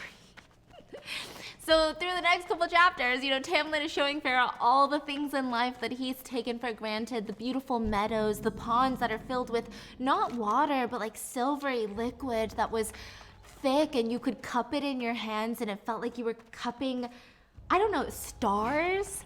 The grass is so soft, it felt like cuddling your favorite dog. And seeing Farah happy seemed to make Tamlin happy, and even Lucian noticed. And Farah was snappy. Like, she's not the type to be like, oh my god, my high lord. Like, she's the type to call Tamlin and Lucian out when they're being weird. And I guess they weren't used to being made fun of all the time. So when she made fun of them, they would just laugh their asses off. And it would kind of make her smile to see them laugh. And she learned a little bit about Lucian, too, from Tamlin. Lucian is the youngest son of the High Lord of the Autumn Court. The youngest of 7 brothers. The Autumn Court is cutthroat. Beautiful, but the brothers see each other only as competition, since the strongest inherits the title, not the eldest. It's the same throughout Prythian. Lucian never cared to be crowned High Lord. He loved making friends with sons of other High Lords and with women who were a far cry from the nobility. He fell in love with a fairy his father considered to be inappropriate for his bloodline. Lucian didn't care. His father had her executed in front of Lucian. Jeez, man. His 2 older brothers held him down and forced him to watch. Lucian left, cursed his father, abandoned his title, abandoned his name, and walked out. Without his title protecting him, his brothers wanted to eliminate him. 3 of them went out to kill him. Only 1 came back. Lucian killed 2 of his brothers? He killed 1. I killed another one that came into my territory. I claimed Lucian as my own, named him my emissary, and he's good at talking to people across the courts, which I find to be difficult. Has he ever had to deal with his own family? Yes, of course. His father never apologized, and his brothers were too frightened of me to ever harm him, but he's never forgotten what they did to her, or what his brothers tried to do to him. Farah even opened up about her own father and losing their wealth. He was, this merchant, they were rich, but they had generations of debt. And he got into this, get-rich-quick scheme, put their money on a bunch of ships, and then they lost it all, right? Then they move into a cottage when she's 14, she has to learn to hunt, and then, that's kind of it. Later, things get better for the 2 because she sees the gallery, and Tamlin is shocked as he watches Farah just swell with emotion over these paintings on the walls. He didn't know humans were capable of, having such emotions. Painting? Yeah, she was crying looking at paintings. And she whispered just a weak thank you. And he said, come to the gallery whenever you want. So weeks passed while Farah was painting. She refused to let anyone see her works, and maybe it was painting, maybe it was the time, but the words of the surreal are getting louder in her ears. Stay with the High Lord, you will be safe.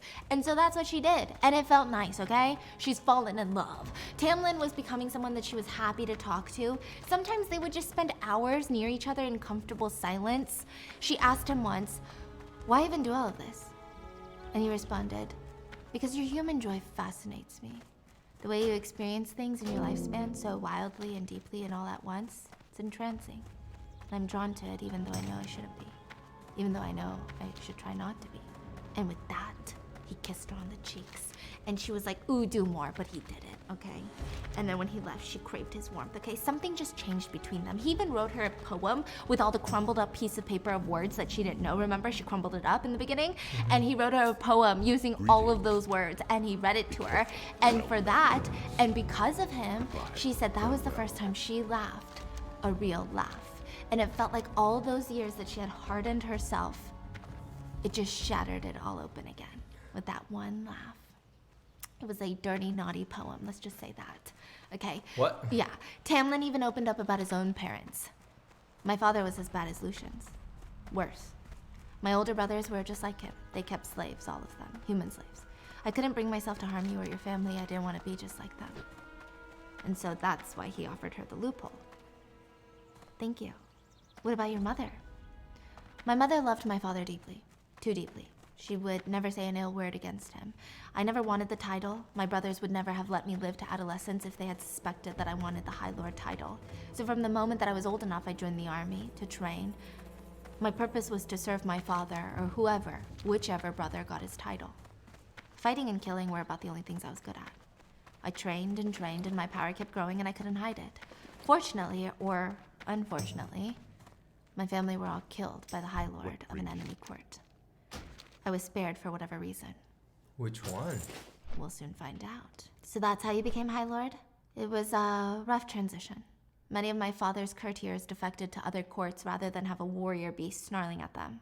Well, then they're idiots. You kept these lands protected from the Blight when it seems like others haven't fared so well.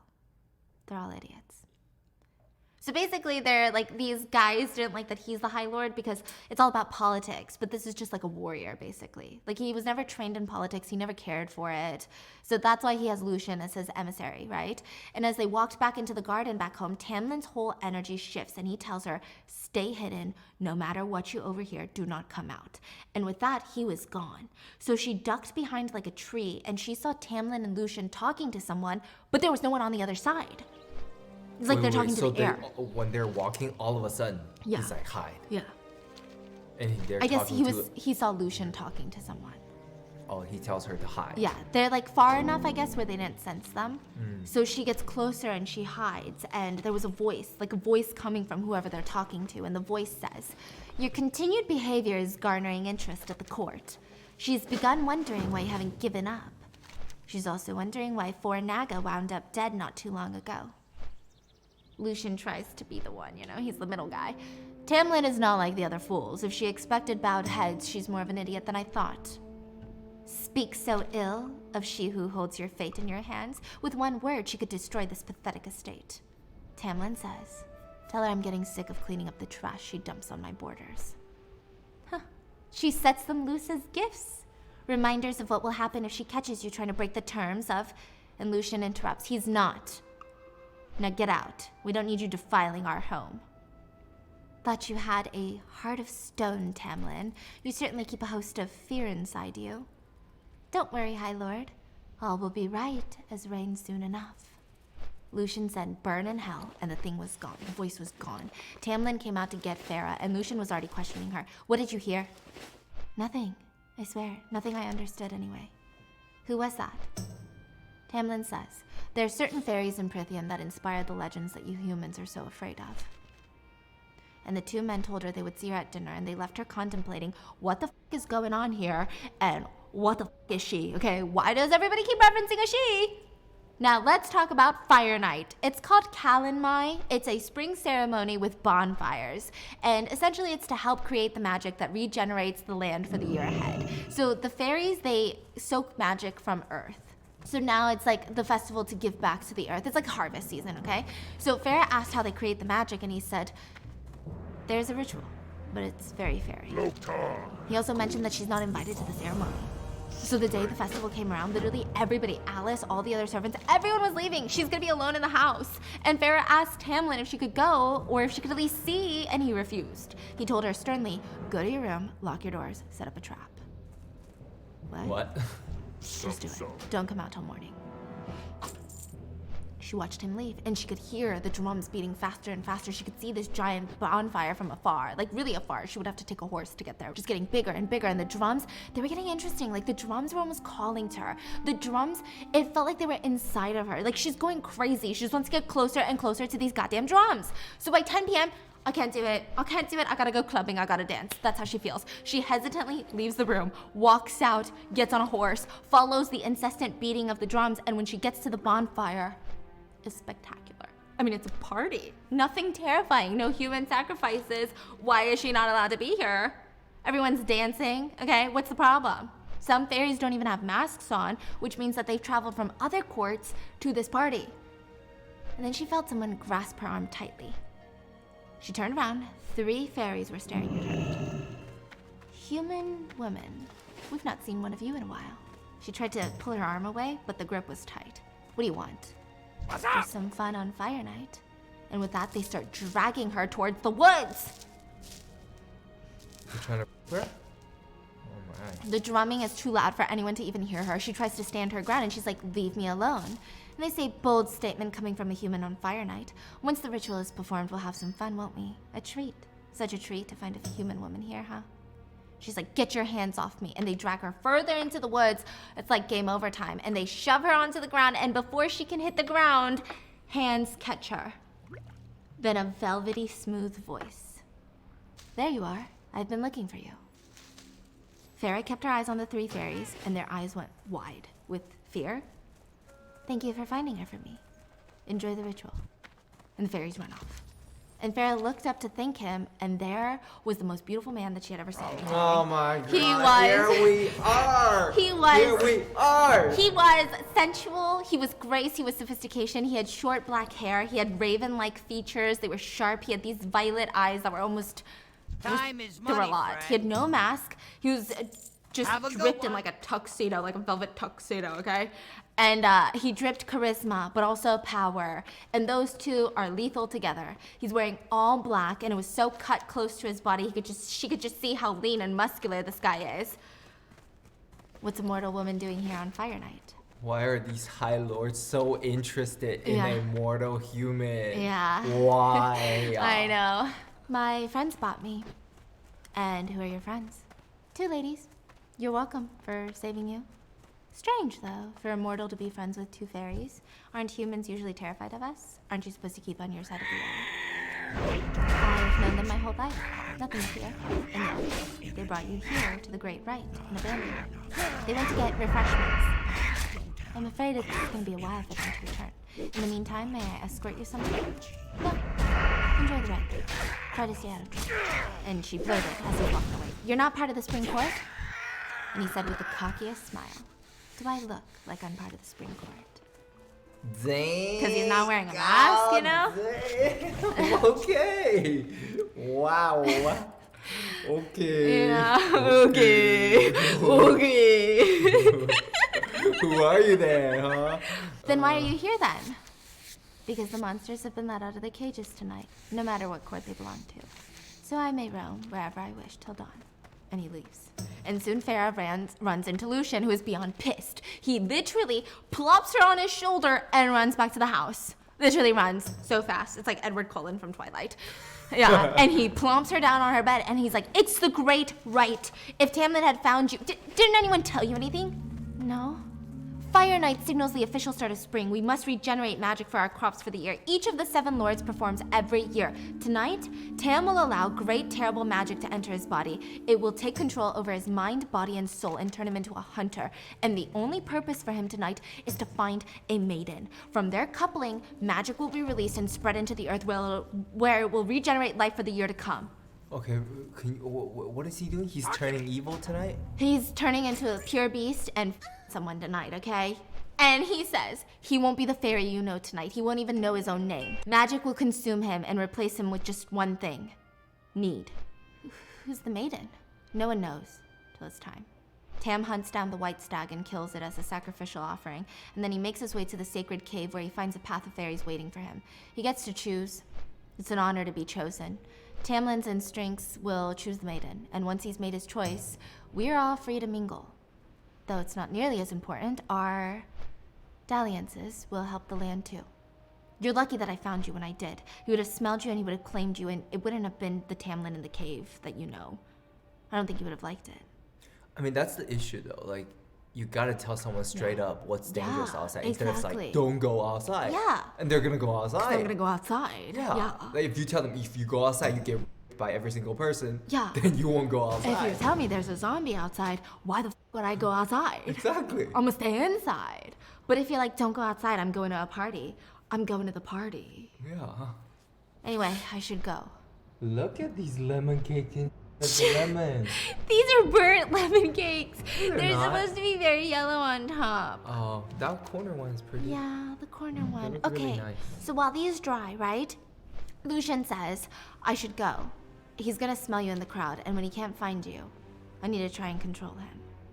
Farah felt sick. Like, the idea of him being a beast with no idea of right or wrong, but also the fact that he's gonna be with someone made her want to gag.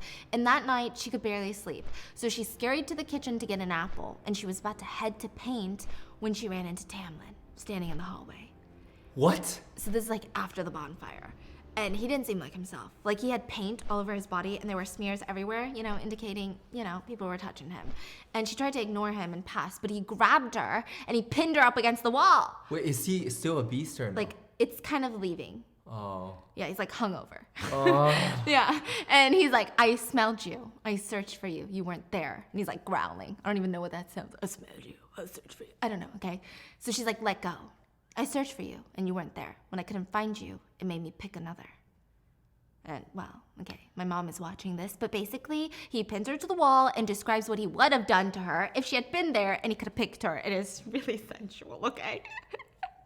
But she was pissed and she spat at him. Why would I want someone's leftovers? And he bit her on the neck. Obviously, not enough to really hurt her, but there was definitely gonna be a mark for days. And she liked it.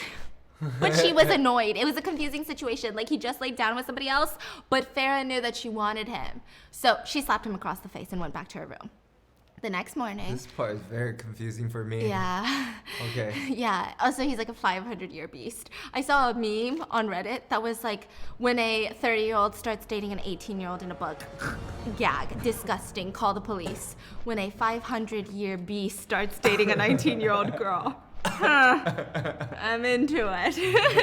Okay. The next morning, Farah wore her hair up to breakfast because if he was gonna bite her, he was gonna stare at what he did to her. Lucian immediately noticed and choked on his wine. Where is the bruise from? I don't know. Ask him. He did it. Why does Farah have a bruise on her neck from you? I bit her. We ran into each other in the hall after the rite, and she seemed to have a death wish, so if she doesn't want to listen to orders, I can't be held accountable for the consequences. Accountable? You cornered me in the hall like a rabbit. You're a fairy pig. And Damn. they both tipped over laughing, and she stormed out of there, went to her paint room, and for hours painted Tamlin and Lucian's face on pig bodies. Yeah, but just the thought of it made her kind of happy. And the love only grew. Eventually, Farah even threw on a dress because it was the special occasion. She wanted to show Tamlin all of her work that she had been doing. It was basically as close as she could get to him. Basically bearing her soul to him is letting him see her artworks. And after that very emotional moment, she turned to him and said, tell me there's some way to help you with the masks. Whatever threat has taken so much of your power, just tell me what I can do to help. A human wishes to help a fairy. There's nothing I want you to do. Nothing you can't do. Or anyone. It's my burden to bear. You don't have to bear it. I have to. What I have to face, what I have to endure, you will not survive. If I can't live here, I can't live here in ignorance if something's happening. If you don't want me to understand, would you rather me find somewhere else to live? No, I don't want you to live somewhere else. I want you here, where I can look after you, where I can come home and know that you're here, safe and painting. And that night, for the first time, Farah did not lock her door. Anyway, she finds out that Tamlin can glamour people in his court, so he can basically throw glamour over Farah, and that's why the creepy, invisible voice didn't see her. But he can only do it to his court. So he can turn someone from Spring Court into a wolf. He can hide someone from Spring Court, make them invisible for a second, or as long as he wants. Okay. Does that make sense? That's why the beast in the garden didn't see her. Beast? Yeah, like the invisible beast thingy in the garden couldn't see her because he glamoured her, but he still told her to hide just in case. Oh. But he made her invisible. Oh, but he also made the beast invisible? So kind of, yes. To her, only to her. Okay. So they could see her, and if she had seen it, the beast is called an attar. If she had seen it, she would have literally pissed her pants. What? It's like the creepiest, it's like literally very creepy. Okay, very creepy vibes. Just very scary. Think of like your worst nightmare. Think of like a giant four-legged creature in the back rooms climbing on the ceilings. Yeah. And then summer solstice came around where Farah had fairy wine for the first time, and it was intoxicating. Like, it made her dance. Like, she had no inhibitions. She was just dancing to Tamlin playing an instrument, and he was really good at it. She said it was like a million fireworks exploding inside of her. The music felt like it was calling her, like she felt free. She danced with Tamlin all night long. I mean, they're like falling in love with each other. And he said he kept saying her name. He wasn't even trying to get her attention. It sounded like he just simply liked to say her name, the way that it rolled off his tongue. And it was like the happiest moment of her entire life. And it just kept going until lunch that day, because lunch was going to be killed, because Lucian is a vibe killer sometimes. Tamlin and Farah are like two high schoolers in love, and Lucian coughs at lunch. Not to be the bearer of bad tidings, but my contact at the Winter Court managed to get a letter to me. The Blight took out 24 of their younglings, and kids are really hard for fairies to have. All gone, burned through their magic, then broke apart their minds. No one in the Winter Court could do anything. No one could stop it once it turns its attention on them. Their grief is unfathomable. Other courts are being hit, though. Night Court, of course, manages to remain unscathed from the Blight. The Blight just keeps traveling further and further south. Is the Blight really capable of killing children? Tamlin spoke. The Blight is capable of hurting us in ways. And in a swift motion, the whole house went silent. Tamlin was standing, claws drawn out. Lucian swiftly moved Farah to the curtains, like near the windows and by the curtains, and they were glamoring her to make her invisible. Once that was done, Lucian stood casually in the corner, looking out the window, and Tamlin sat back down in his chair and continued casually eating. And then they heard footsteps, casual, as if whoever was visiting had all the time in the world. Turned the corner, and he appeared. No mask. The evil, ruthlessly beautiful man from the Fire Knight. The one with the black hair, the velvet suits, the raven-like features, ready to just dig his claws into your neck with an impeccable smile on his face, just dripping charisma. This is what he looked like. The grace and sophistication just oozed out of this guy, and he smirked and he faced Tamlin. Hi, Lord. What do you want, Rhysand? That's his name. His name is Rhysand, but he goes by Rhys, like some people call him. Rhysand? Come on now, Tamlin. I don't see you for 49 years and you start calling me Rhysand. Only my prisoners and enemies call me that. I hope I'm not interrupting. What are you doing here, Rhys? I want to check up on you. I want to see how you're faring.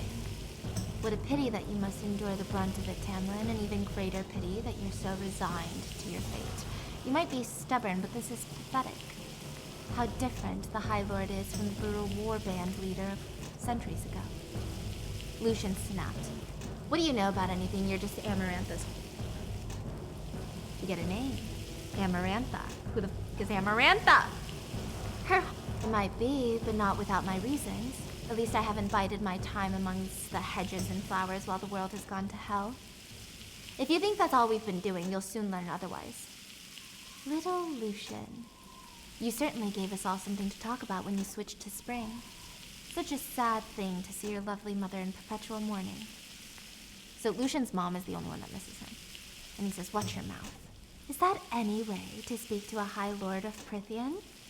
And yeah, Farah's heart stopped. No wonder the other fairies at Fire Night were terrified of him. And Lucian says, this isn't the Night Court. You have no power here, so clear out. Amarantha's bed is growing cold. He laughs, but before Farah could even blink, he's right in front of Lucian's face, like he's fast. I was slaughtering on the battlefield before you were even born.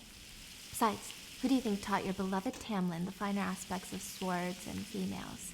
You can't truly believe he learned everything from his father. Basically saying he taught Tamlin how to fight, so he's better. And Tamlin finally interrupts. Save it for another time, Rhys. You'll see me soon enough. She's already preparing for you. Given your current state, I can safely report that you've been broken and will reconsider her offer. And as he's talking, Rhysand looks down to the table. Where's your guest? I sent them off when I sensed your arrival. And then Farah saw it. Pure excitement flicker in his eyes for like 0.2 seconds. In whose eyes? Rhys. Like a little kid getting a new toy for Christmas but trying to hide it. And then he spat. You dare glamour me. And immediately he was in front of Farah's face. And he could see her. What? He's that powerful. What? I remember you. Seems like you've ignored my warning to stay out of trouble. Who, pray tell, is your guest? And Lucian spoke. My betrothed. Basically, my girlfriend. Oh. Here I was thinking you still mourned your commoner lover after all those centuries. I knew you liked to stoop low with your lovers, Lucian, but I never thought you'd actually dabble with mortal trash. The Lady of Autumn Court will grieve indeed when she hears of her youngest son. If I were you, I would keep your new pet away from your father.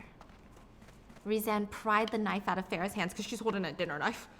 He pried it, threw it across the room, and he tells her, if you were wise, you would be screaming and running from this place, from these people. It's a wonder you're still here, actually. Farah looked confused and Rizan laughed loudly. Oh, she doesn't know. And Tamlin finally gets mad. You have seconds to get out, Rizan. If I were you, I wouldn't talk to me like that. And with that, Farah's body was out of her control. It's magic, but not like magic, something more powerful. It felt like something or someone had invaded every bone, joint, muscle, cell in her body. It felt like he could even slow down how fast her blood was running through her or which direction. And her mind felt like someone was inside of it. She couldn't move, she couldn't even scream for help. Tamlin ordered Rizan to let her go, and he's screaming, enough. And Rizan just smiles. I forgot how human minds are so easy to shatter, like eggshells. Look how delightful she is. Look how she's trying not to cry out in terror. I'll be quick, I promise. Oh, she has the most delicious thoughts about you, Tamlin.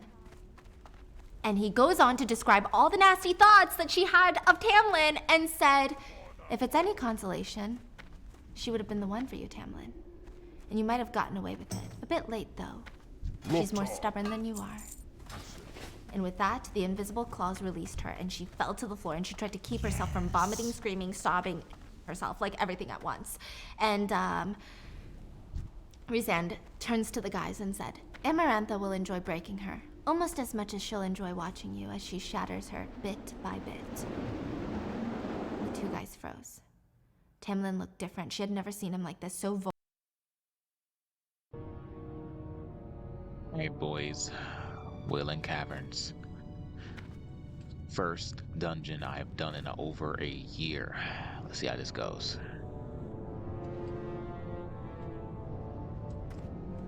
As soon as the rest of the group gets here. Who are we missing?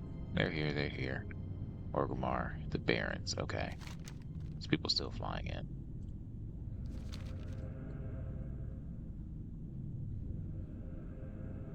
Alright, well, AFK until we all get here.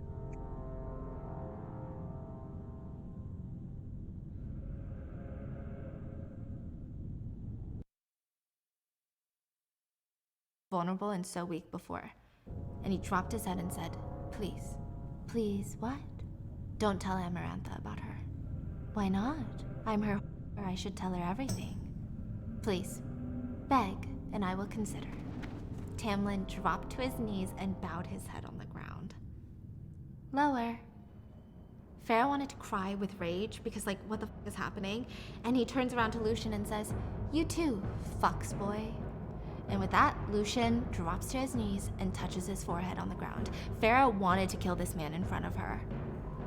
And then he asks, are you doing this for your sake or for hers?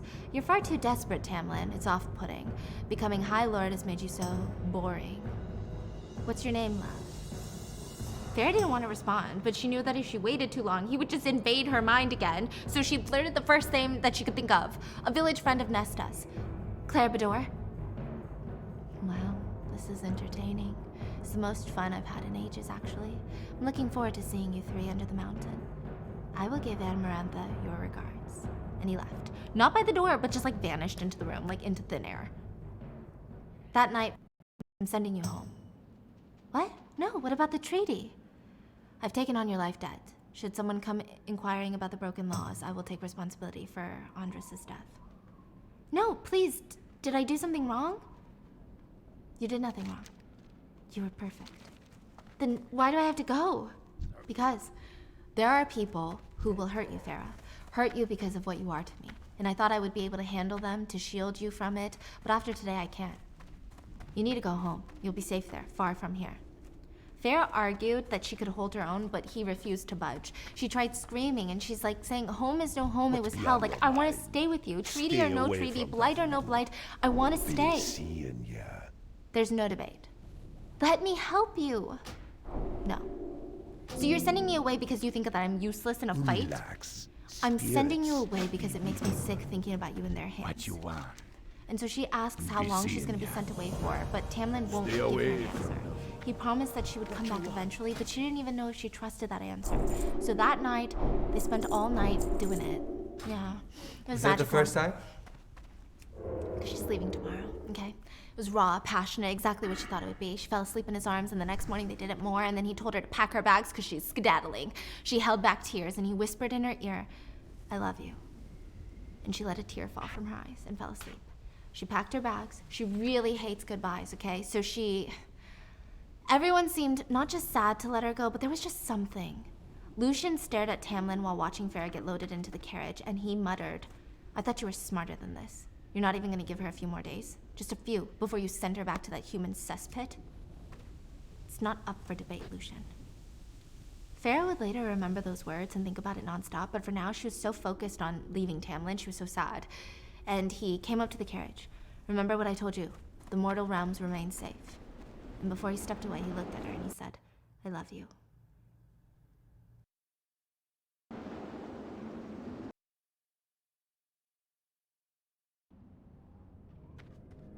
Alright, ladies and gents, first dungeon in over a year. We are back for some more hardcore leveling. Koves is ready to go. Let's go. So alright, we got Cute Gal, we got Corla Mush, we got Arg, and we have Venor. Let's hope that this does not go terribly. I don't think it will, but you never know. Here, I'm gonna pop some stuff here to make it a little bit easier for myself. I'm also gonna pop this too, might as well. It's not gonna be any good after a certain while, so I might as well pop it now. Bandages are here. I have way too much ore right now, to be completely honest. That's fine. I should put the Tiger's Eye in my bank, and I did not. Wait, let me pop these.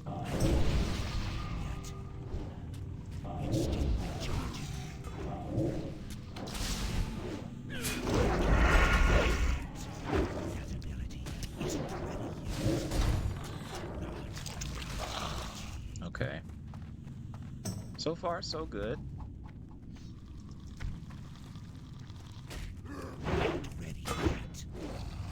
I should have waited. God, I forgot we're low level. I have to wait for the tank to get aggro here. I can tell already. Yeah.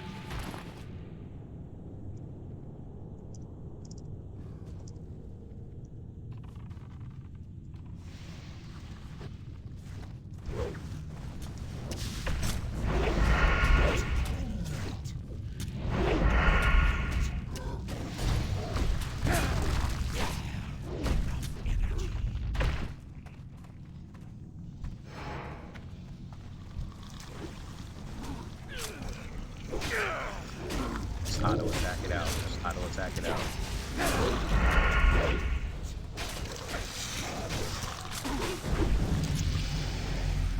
Also take into account I'm 2 levels higher than this man, so I do so much more damage than he probably does right now. So I'm auto attacking it out now.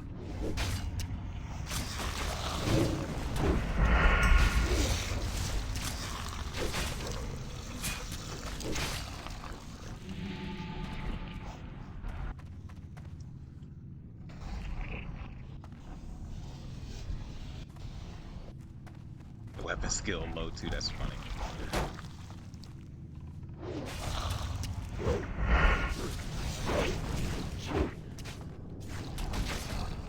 You know what? No, it's not worth it. It's not worth it. I was like, you know what? While I'm doing this, let me take off a weapon and just start smacking something really quick.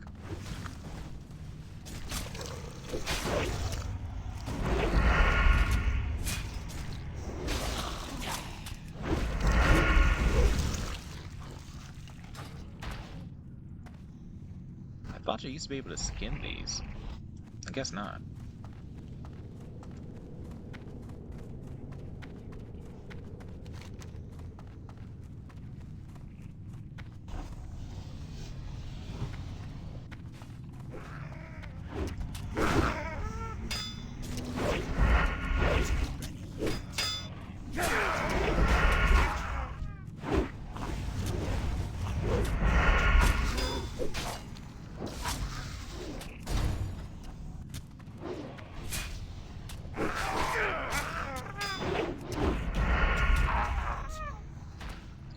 beast.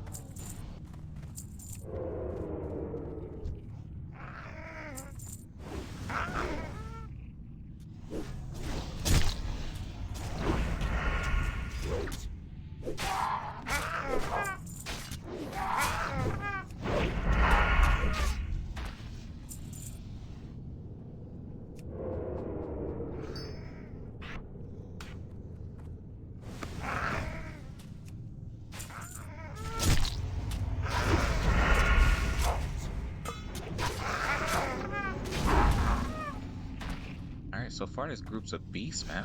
So far we're doing really good. We haven't gotten to like the hard part yet, but yeah, so far we're doing pretty good.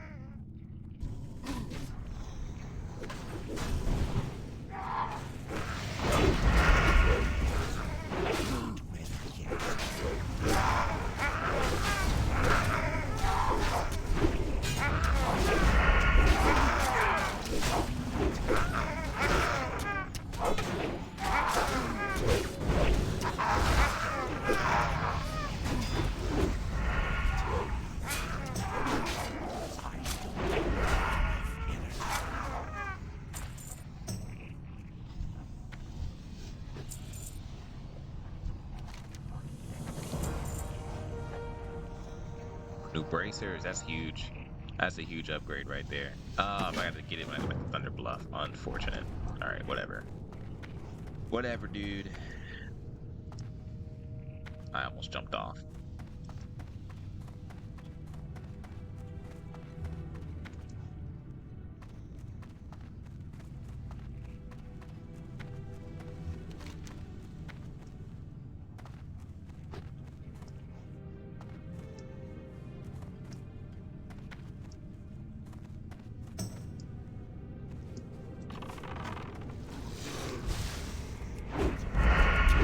Ready yet?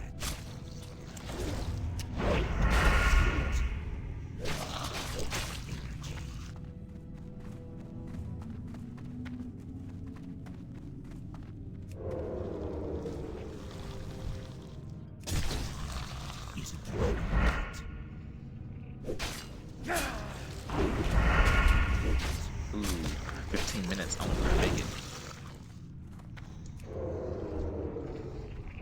15 minutes before reset. Come on.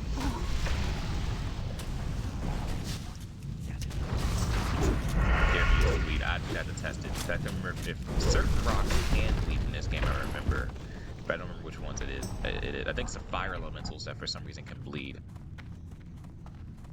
Ooh, somebody just died right before the reset. That sucks.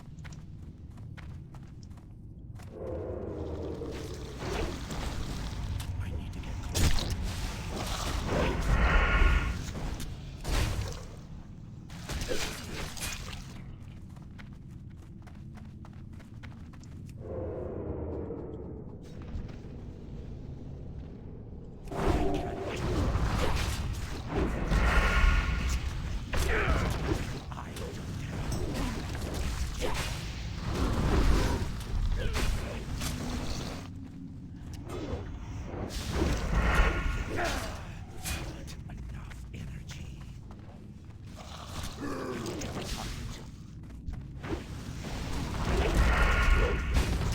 We're chain pulling now.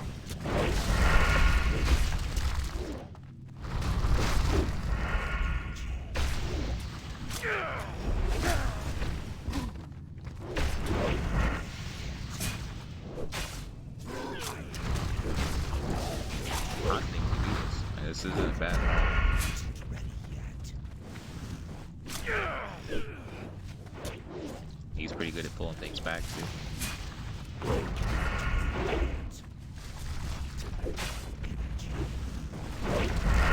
Isn't ready yet. Not ready. I don't have enough energy. Isn't ready.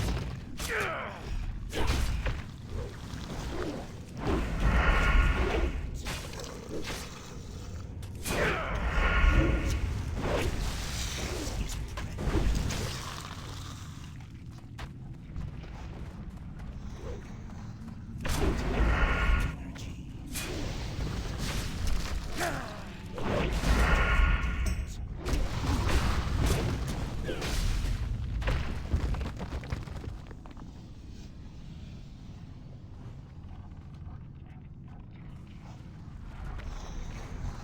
Ask if they want to go again after reset.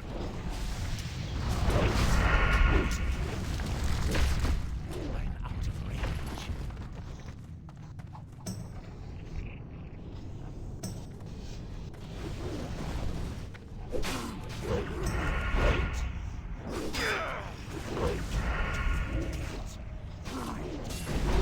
Enough energy.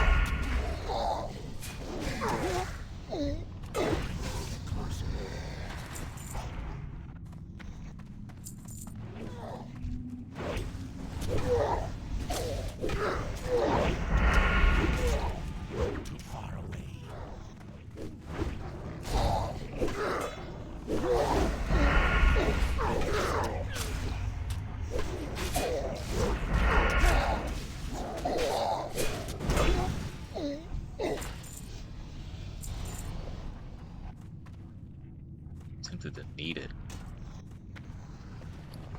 Yeah, BB, let's go. New sword, who dis?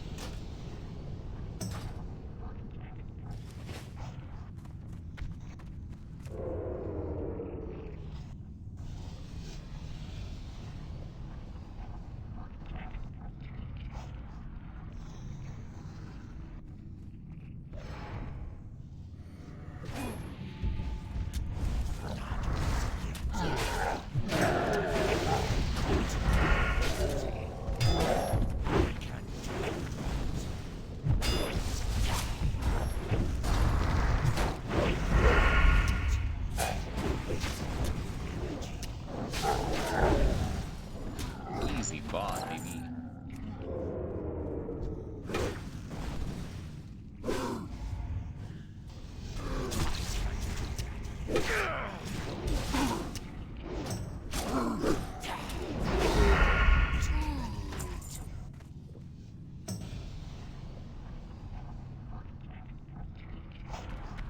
Wait, did I get the heart? Did I get the heart? I did. Okay, okay. I didn't remember picking it up. Okay, we're good.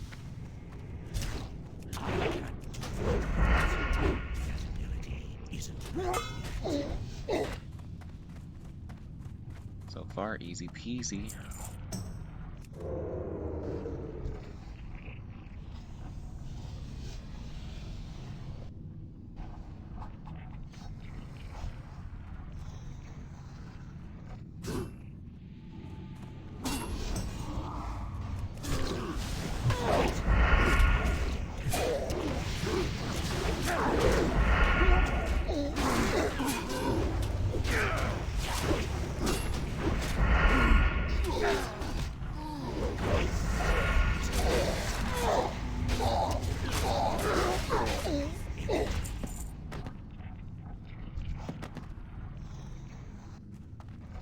Did not realize that I even needed that.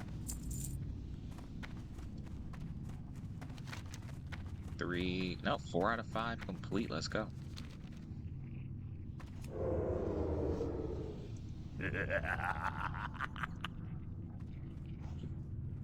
Yo, we are running through this. Let's go. We got like, what, 9 minutes left.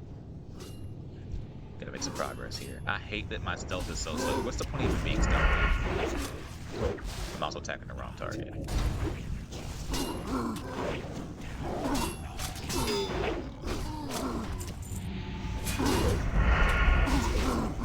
Seven minutes. Ooh, okay.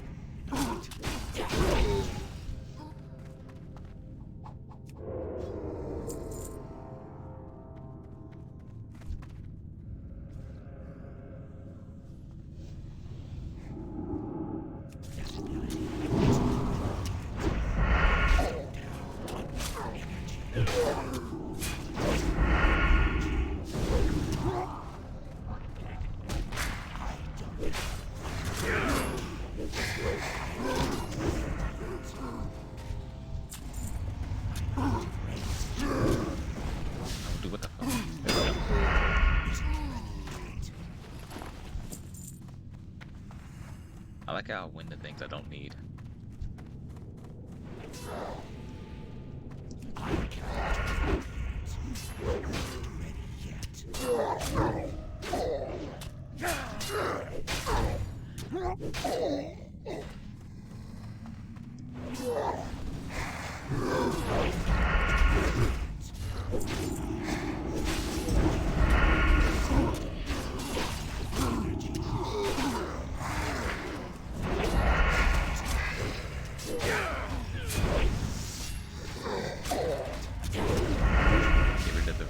Walkers, man, they're not elite. It's just extra damage we don't need.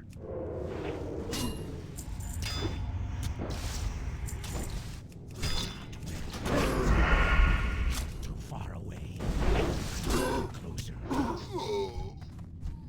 Too far away. I don't have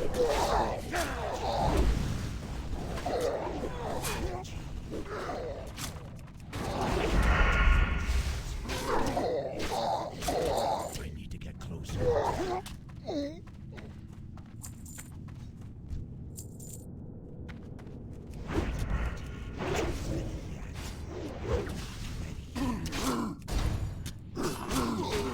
Enough energy. I can't do that yet.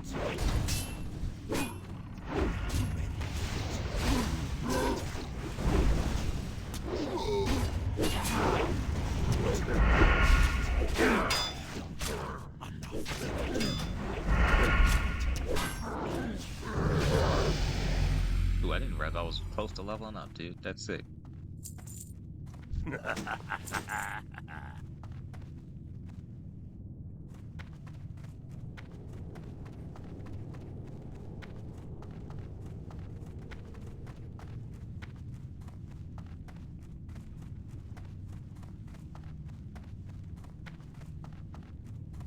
I think if we can do it.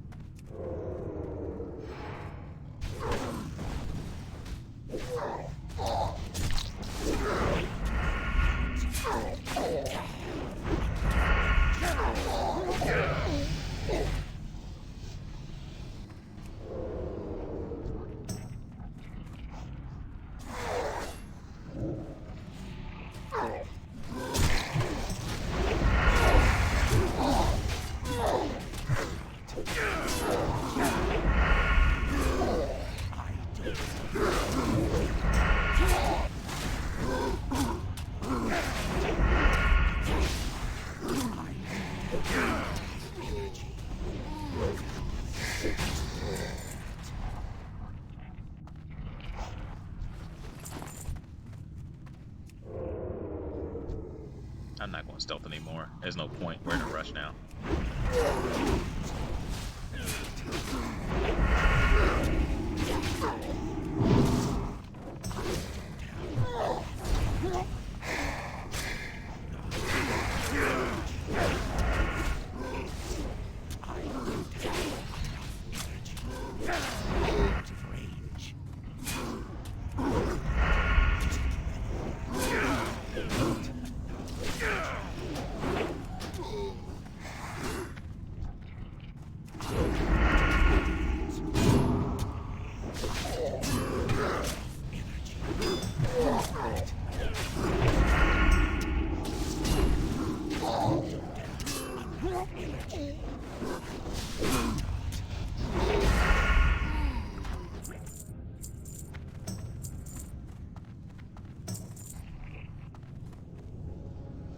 We only have 1 minute left. Ooh, only pull 2. Sick.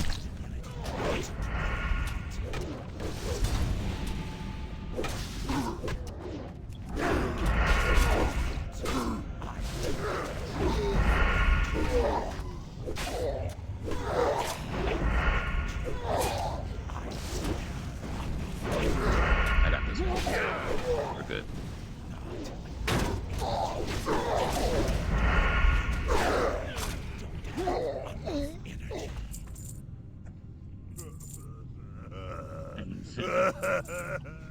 No. We didn't make it in time, dude. That sucked. We're gonna get ported out.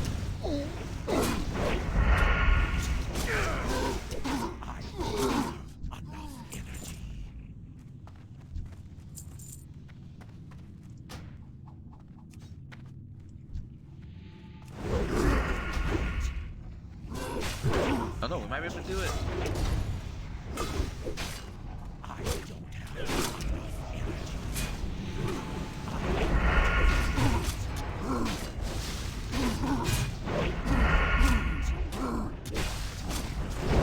Yes.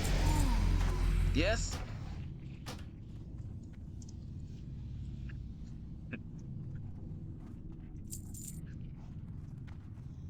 We did it. We did it.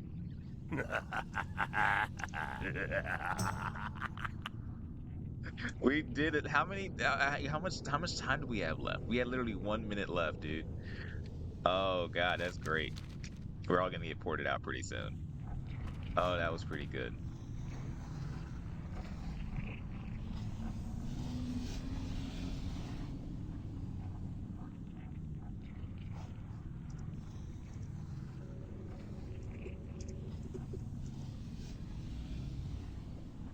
We're saved.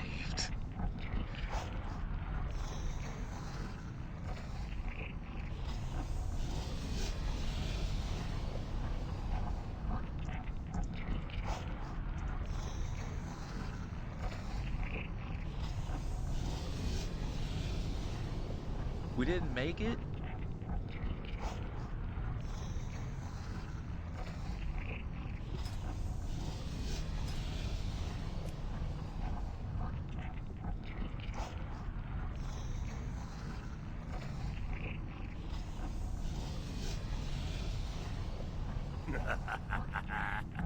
Fuck. Dude, I thought we made it. But alright, guys. I'll see you guys next time. That was crazy. That was down to the wire. I think we did make it, but I don't know.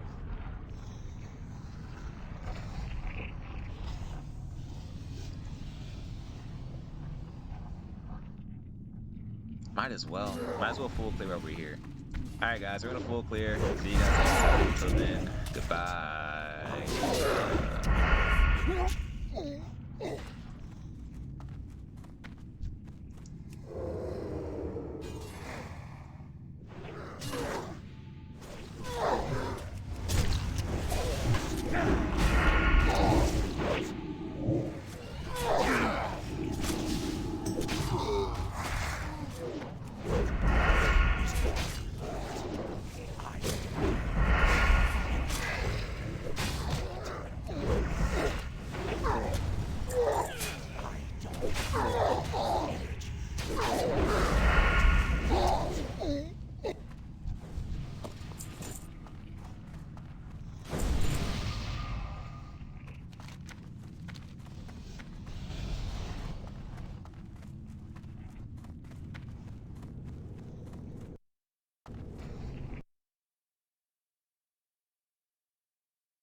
And she opened her mouth, but her throat felt stuck because what if she never saw him again? What if he never came back to her? She would die. He would live forever. And what if saying it just made him feel more obligated to come find her? She didn't want to be another burden in his life. And pride, ego, for all those reasons, she said nothing, and the carriage moved on. When she got back home, it was the opposite of what she thought. It was a mansion. Okay, not as big as Tamlin's, but close. Servants were waiting for her, and there her family was, dressed to the nines of finest silks and jewels, dripping in money. And Tamlin didn't just take care of them, he gave them everything they could have ever wanted. They were like the richest people in town. Elaine was over the moon. She loved her life. She loved the fact that Farah was back from meeting their now dead, wealthy aunt who passed on even more money. The father seemed happy, but Nesta was as cold as ever. Her eyes were squinting in cold, analyzing suspicion every time she spoke to Farah. But Farah could care less. Her whole mind was occupied with thoughts of Tamlin, if he was gonna be okay, what was gonna happen to him, what about the blight, when is she gonna see him again? And the next few days felt like a blur. Everyone around them, socialites, the wealthiest of the wealthy, were back. They were back in their regular circles. Elaine didn't even seem to register that they had a poor period. Like, a time where all these people had turned their backs on them. But Nesta wasn't the one to do it. She was no longer, like, Nesta is interesting. So she went from loving her socialite life to being this wealthy, amazing person, and then she went poor and she hated everything about being poor and she despised it so much. But now that she's back to being rich, the idea that the same people who turned their backs on her a couple of years ago are now fawning over her because she's rich again, it like disgusted her to her core.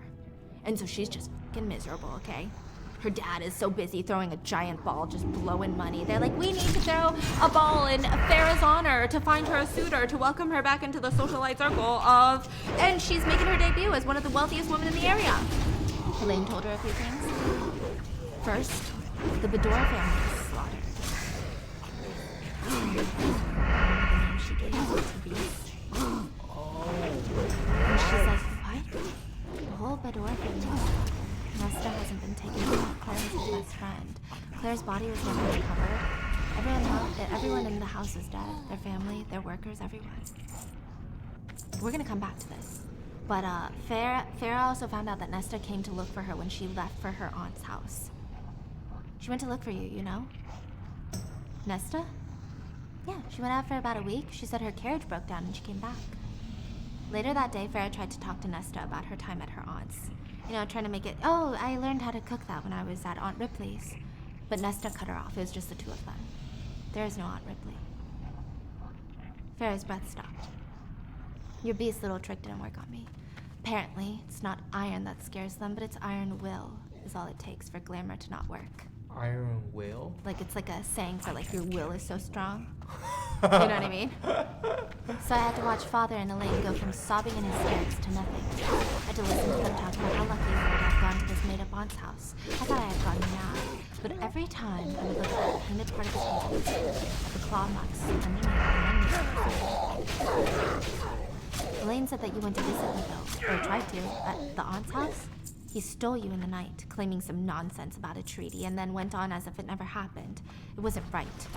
You went after me? To Prithian? I got to the wall. I couldn't find you. Wow. I hired that mercenary from town to bring me a week after you were taken. I used the money from the pelt. She was the only one that seemed to believe me what happened to you. You did that for me? It wasn't right what happened. What happened to Thomas if you were taken? I realized he wouldn't have gone. And there, Farrah really looked at her sister for the first time. The woman who had never spent a day in the forest had gone to the border to find her. Like, she was filled with icy rage from what happened in her life, but underneath it all, like, Farrah was her Elaine. She just didn't show it. There was just some sort of loyalty that ran deep there. And all Farrah managed to say is not even I love you, is not even thank you, but Thomas never deserved you anyway. And Nesta gave a small smile and said, tell me everything that happened. And so Farrah did, and it was Nesta's urging that Farrah actually decided she had to go back for Tamlin. What? Whatever happened, she had to go back. She tried to fill the others in on what happened, Elaine and her father. She told them, she warned them of the blight, how Springport was the closest and Tamlin was holding out for as long as he could, but once that blight took over, who's to say when it's gonna come down to mortal lands? And there's a woman, a fairy named Amarantha, who seems to be controlling the blight. Then she packed her bags, hopped on a horse, and Nesta told her, we don't need you. And this time, it wasn't an insult. It was her path to leave forever. It was a key to freedom. Don't look back. I'm telling you right now, we can take care of ourselves. They can lie. Fairies can lie. Iron doesn't bother them one bit. Ashwood seems to be the only thing that works. Sell all the jewels that I brought back with me in the carriage. Buy as much Ashwood as possible. What do you think you can even do to help? He's a High Lord. You're a human. I don't care. I've got to try. Nesta, there's a better world out there, waiting for you to find it. If I ever get the chance, if things are ever better, if they're safer, I'm gonna find you again. Don't bother. I'm not particularly fond of fairies. And I'd like to see what else is out there. See where I can make a name for myself. So basically, this is like their goodbye. And with that, Farrah was off to the border. Finding the border was pretty easy. She could smell the metallic radiating off the wall, but the problem was getting in. She went for miles along the border, touching it, until finally there was like this soft opening. She mushed her horse through it and sped as far as she could till she reached Tamlin's manor, and nobody was there. The whole place had been wrecked. There was blood splattered all over the walls. It was an abandoned mansion.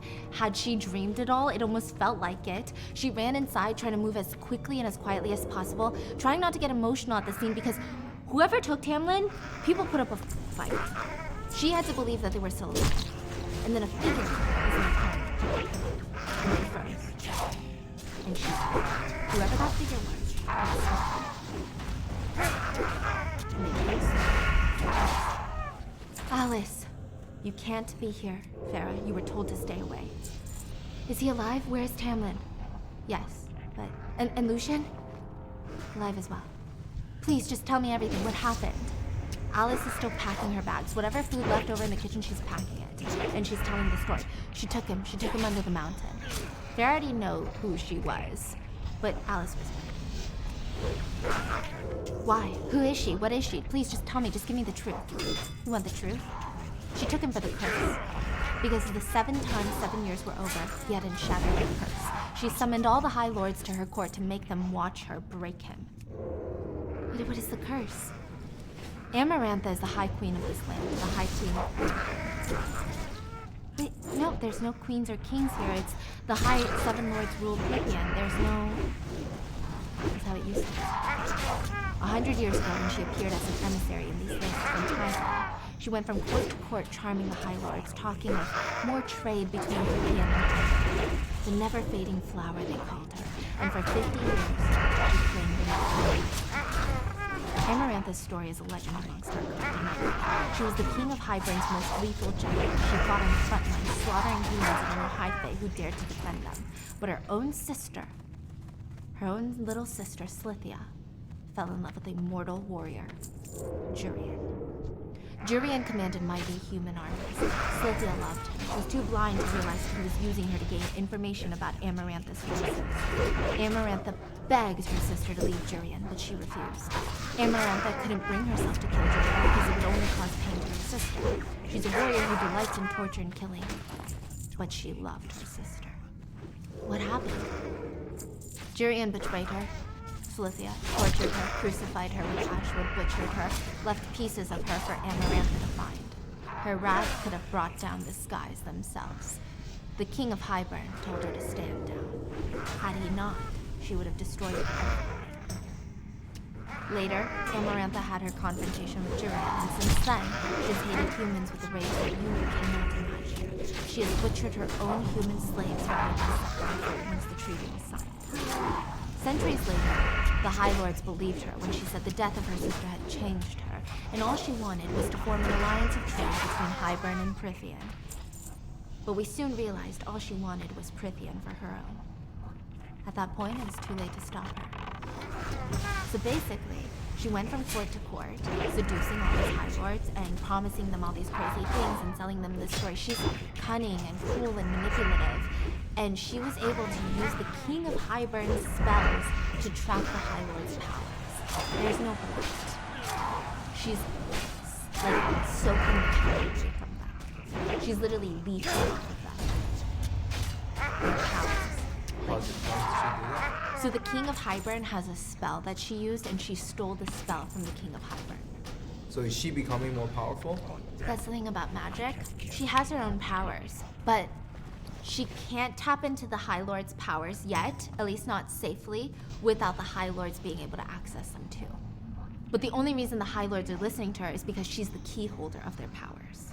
But she can't utilize the High Lord's powers. So she has like this huge reserve of all their powers, but she can't use it. But she has the power of politics. Because she has something that they all want back desperately, she has the power. She's good at gaining trust, and once she did that, she started stealing the High Lord's magic and power from them, leaving them with only the basic elements of their magic. Your Tamlin, what you saw of him here was a shade of what he used to be, the power that he used to command. And with all the High Lord's power greatly decreased, Amarantha wrestled control of Prithian from them. For 49 years, Prithian has been her slave. She is waiting for a moment to break the treaty and take all the human lands and territories. Now, we call her the Deceiver. She who trapped the 7 High Lords and built her palace under the sacred mountains in the heart of our lands. But the sickness, the blight. Tamlin said the blight took the powers. Girl, don't be foolish. She is the sickness. There is no blight but her. She sent her creatures to attack to test what power Tamlin had left. It amused her. You could have been the one to stop her. You could have freed him and his power had you not been blind to your own stupid heart, humans. Wait, what? I didn't know. Of course you didn't know. It was part of the curse. What curse? Tamlin and Amarantha knew each other from before she came to Prithian. His family had been tied to Hybern, and they had known each other since Tamlin was a child. Amarantha grew to desire Tamlin, to lust after him, with her entire wicked heart.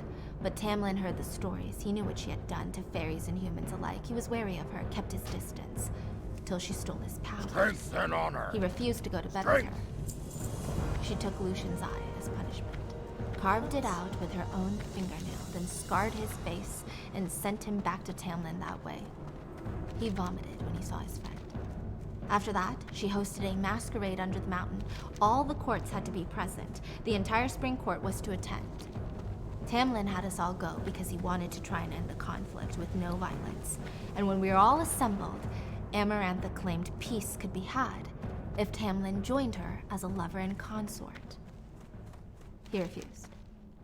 He, in front of everyone, told her he would sooner take a human to his bed, sooner marry a human, than ever touch her. It cut deep. Amarantha's own sister chose a human over her. You can guess how that went.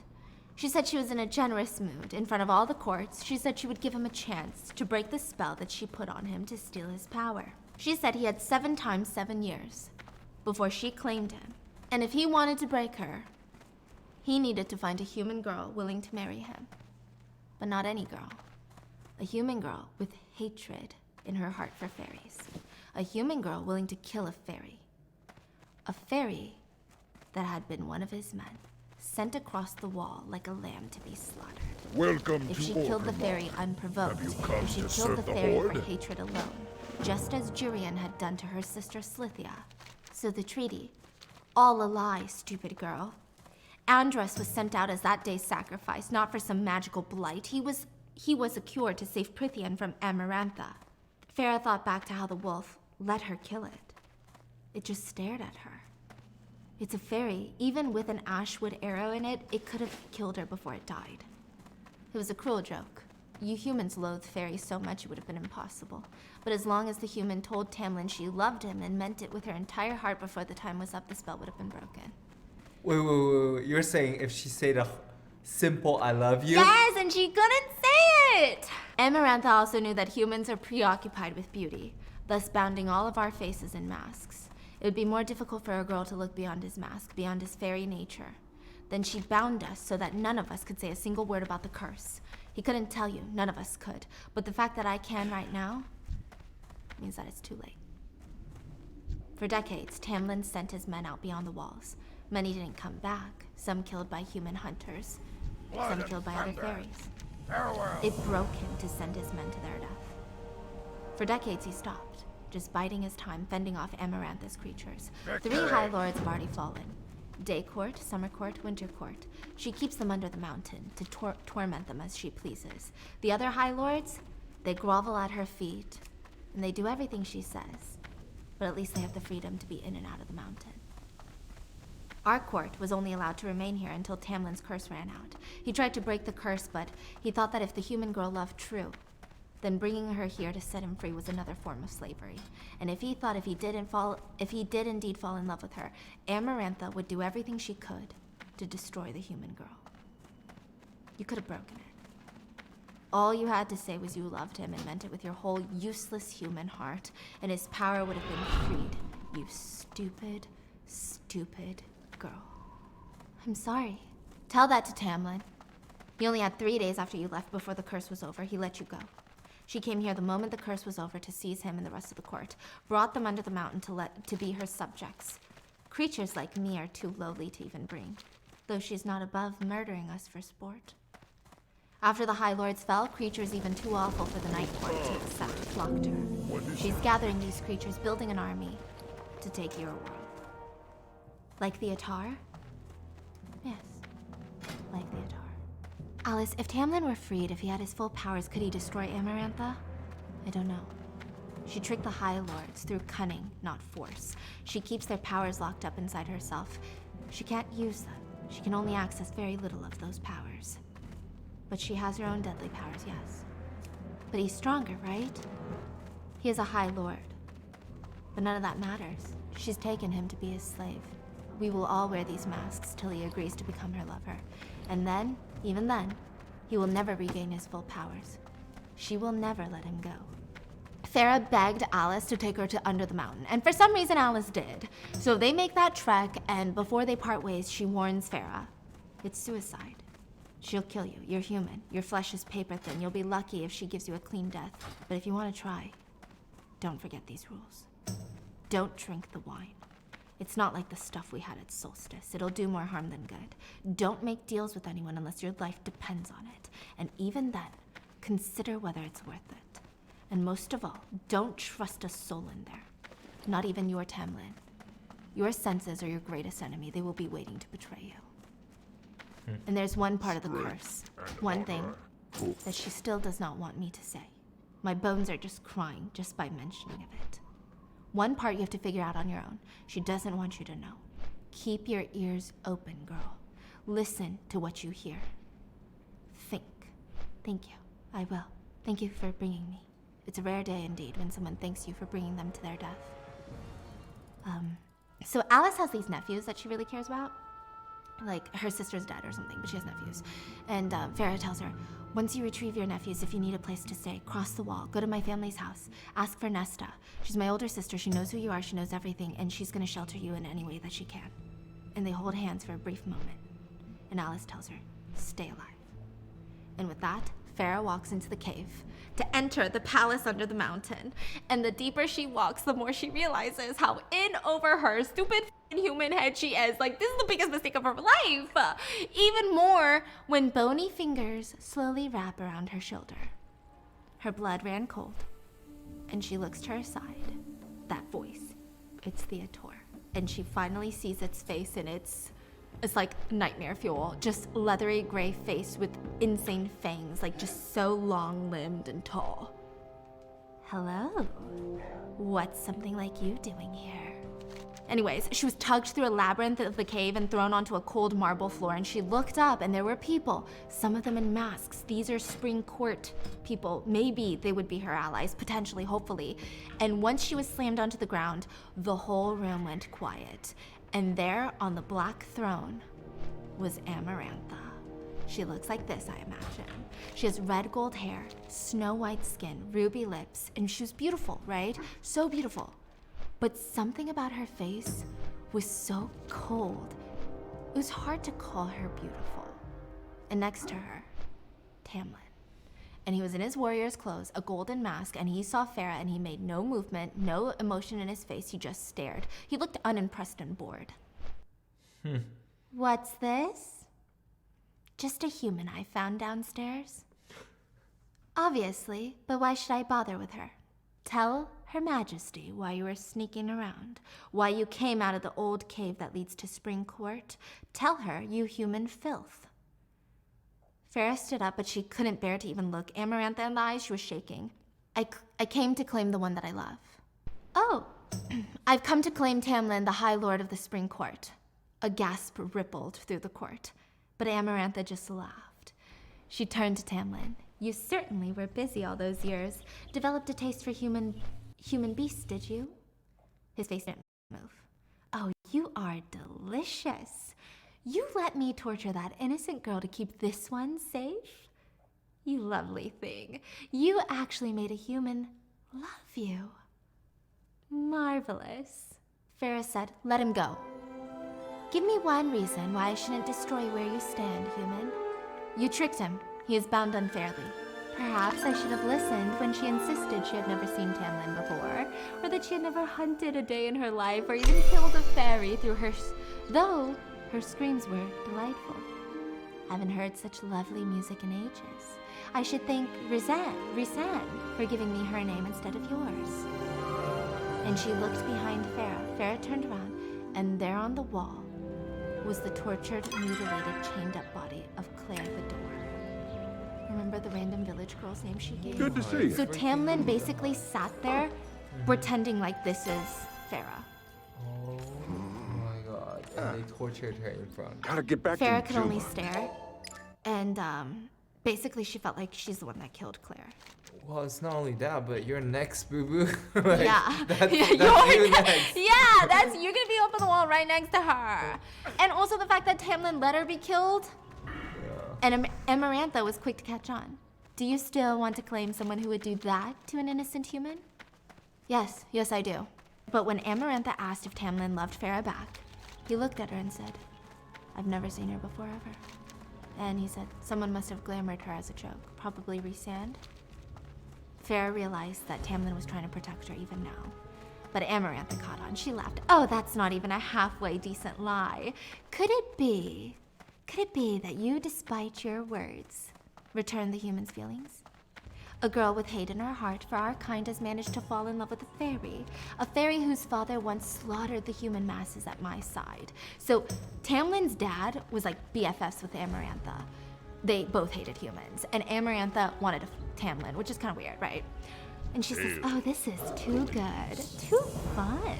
Things have been awfully quiet since Claire decided to die on me, so killing you outright would be dull. Perhaps darling Claire had to die in order for me to have some true amusement with you. You came to claim Tamlin? I'll make a bargain. You complete 3 tasks of my choosing. 3 tasks to prove how deep that human sense of loyalty and love runs, and Tamlin is yours. Just 3 little challenges to prove your dedication, to prove to me that your humankind can indeed love true, and you can have your High Lord. And then she turns to Tamlin. Consider it a gift, High Lord Tamlin. These human dogs make our kind so lust blind, we lose all common sense. Better for you to see her true nature now. So basically telling Tamlin, I'm doing you a favor so that you can see how weak her love for you is, because humans are so fickle. But we don't see it as fairies because we just want a human.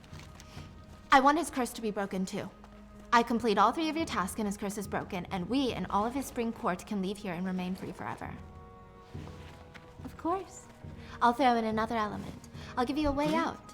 You complete all the tasks, or you can answer one simple riddle anytime, solve the riddle, and the curse will be broken instantaneously.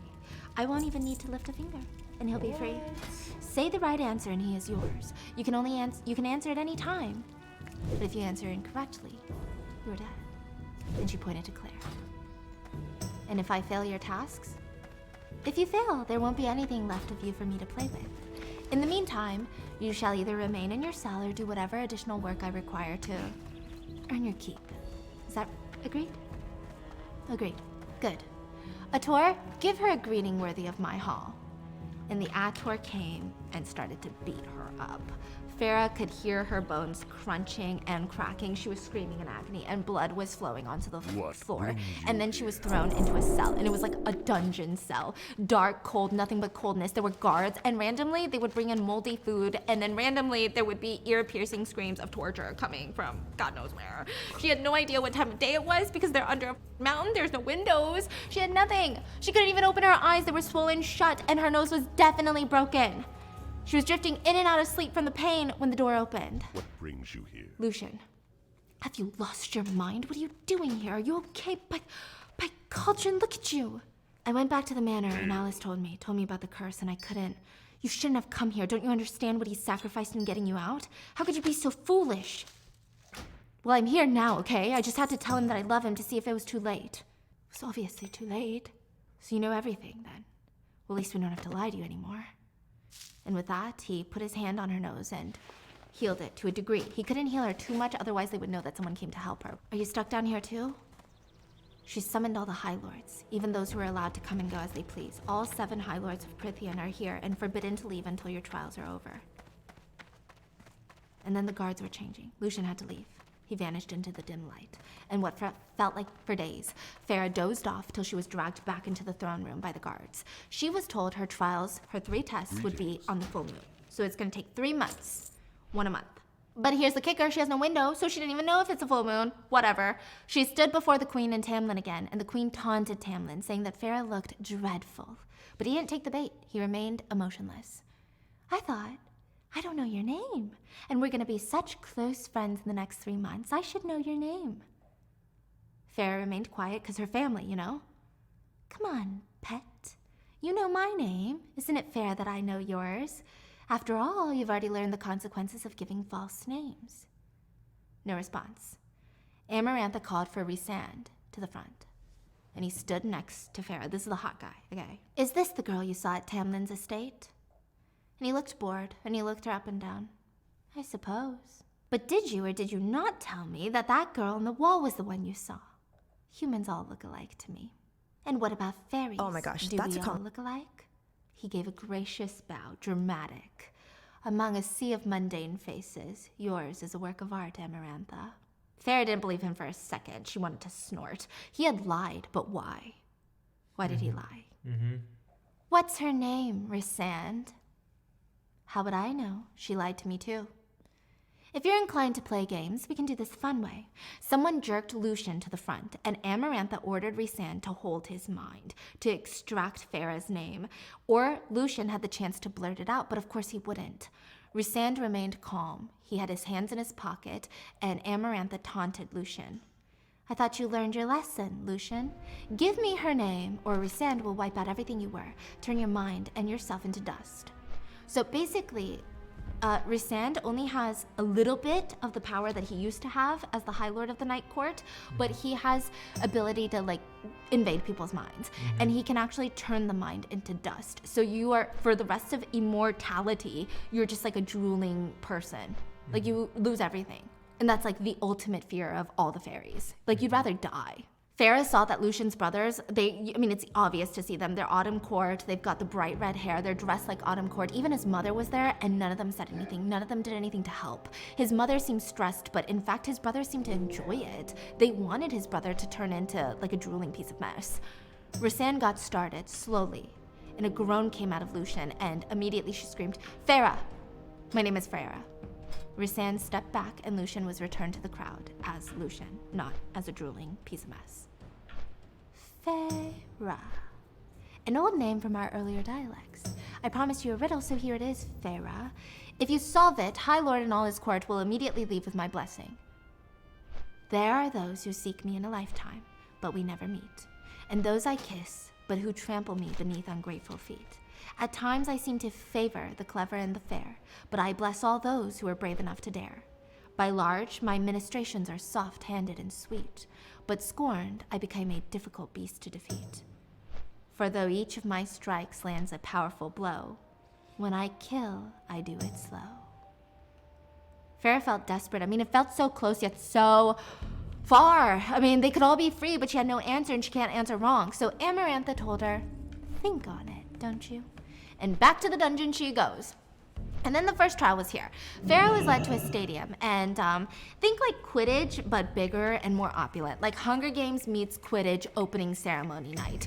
The stands were filled with boisterous, loud fairies wearing rich, colorful colors. Like you can distinctly see each of the courts. They have different attire. They look different, right? They were screaming, chanting in the arena, and in the middle was this mud maze. So she's like walking up towards it, and it drops down, and from the top she can see this crazy labyrinth.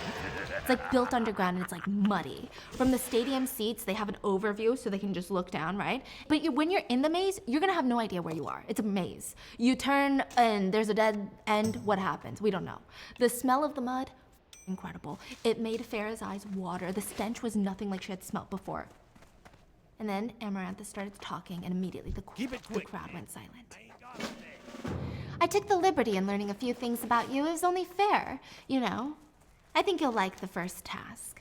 Go ahead. Look. And when she bent over the maze, she was thrown down. She was pushed down. And she continued. Rysand tells me you're a huntress. Have a good one. Hunt this. Release it. And she had no idea what was going on. And Amarantha looked at her, cocked her eyebrow, and said, "What?" And then it appeared. A giant worm. And I'm talking 3 truckloads, like a giant worm with an enormous mouth filled with rows and rows of razor-sharp teeth, and it came for her. The body was like writhing as it's like fastly approaching her. Yeah, it's worming towards her. And Farah realized she was in the worm's den, and she was mother freaking dinner. She starts running, trying to get as much distance, and the crowd is cheering and booing, and she knew she could not outrun the worm for long. Any turn could turn to a dead end, and she'd be dead. She had to find somewhere to hide, something. So she threw herself into the smallest opening that she could find, hoping that the worm wouldn't find her, but she knew that the worm could easily break through the mud and crush her. She squeezed herself tighter and tighter until the opening opened up, and she was thrown into a pile of, God, it was like slime, like this smelly, like she's gagging. But underneath it, her ankle had hit something really pokey, like stabby. She reached down, and it was a skull. and there were bones. There was bones everywhere. She was probably in the worm's toilet, if you will. But oddly, this was one of the places where the crowd couldn't really see it, and she heard Amarantha scream, "Farah, you're ruining everyone's fun.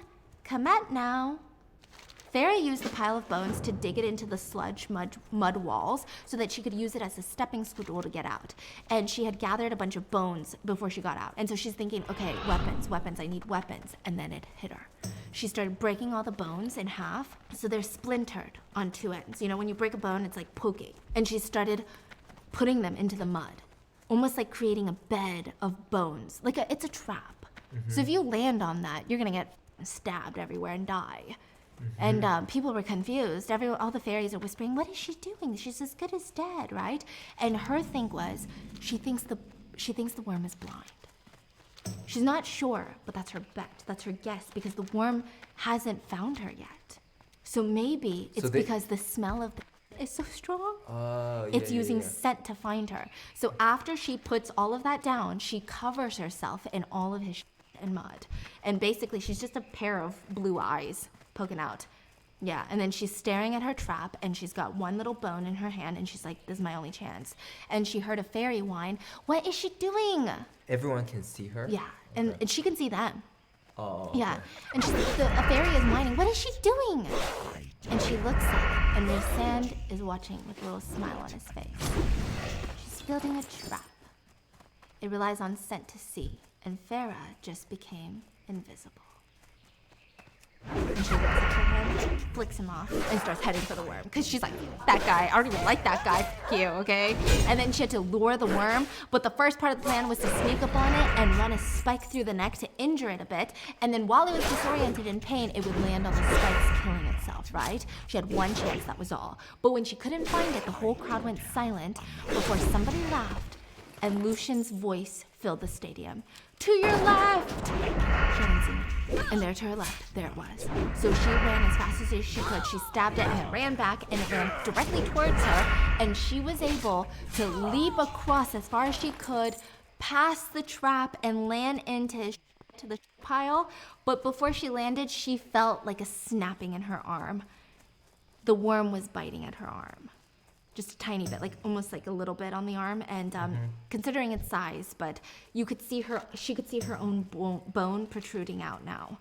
And then she braced for another bite, but she looked up, and the worm was dead on the spikes. First silence, and then cheering from the crowds. Farah slowly climbed out of the pit, and her arm was searing in pain, and every bone in her body was screaming. And she had the bone in her hand still, right? She had another bone in her hand. And when she looked up, she looked at Amarantha in the eyes, and she hurled the bone with all her strength. She's not trying to hurt Amarantha. There's no way she could. But the bone landed near Amarantha and splattered her in filth and mud. Alright, boys, it's time for the rogue quest that kills all rogues because they don't know what the hell they're doing. Seems like this guy right here has already died. That's nice. But your boy has done this quest many, many times. I'm gonna hope the pair isn't down here now. It is not. It is currently despawned from what I can tell.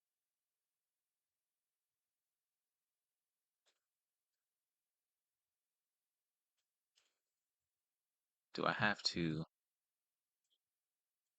I think I have to work on my lock picking first before I can even open that. I'm trying to remember this quest. I do have the thieves tools, right? Yeah, I got those. I can pop those up here. Boom. These are like my essentials I never get rid of, so I just keep those right there. Let's go up to the front of the ship then. Yeah, right here where the boxes are. And we're gonna work on lockpicking.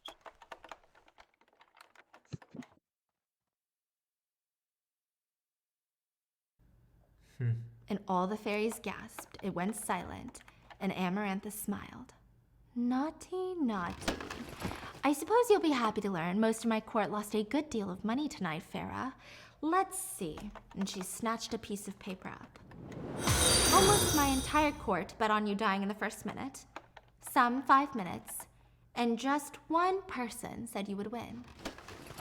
and her smile faltered, and she sat back on her throne, and Farah could see she was Thank gripping her you for throne the like her follow, knuckles were King. white. I She mean, was I pissed. really Who appreciate bet it. that? Thank you guys. We don't know. I'm We listening to We like do know? a Reset. fantasy story while playing this right now because I don't know why. I should probably Yeah, be asleep, why? but I'm not. Yeah, But thank and you. with Thank you for the that, follow, she man. was thrown back in her prison dungeon, and through she the had a road quest, fever and everybody puked fails. nonstop for This will days. take my She luck wasn't looking allowed up to a little bit. shower. Her bones were protruding out. Her arm was broken. She's a human. She's probably 1 second away from an infection and imminent death. Are you kidding? Like all that mud and bacteria.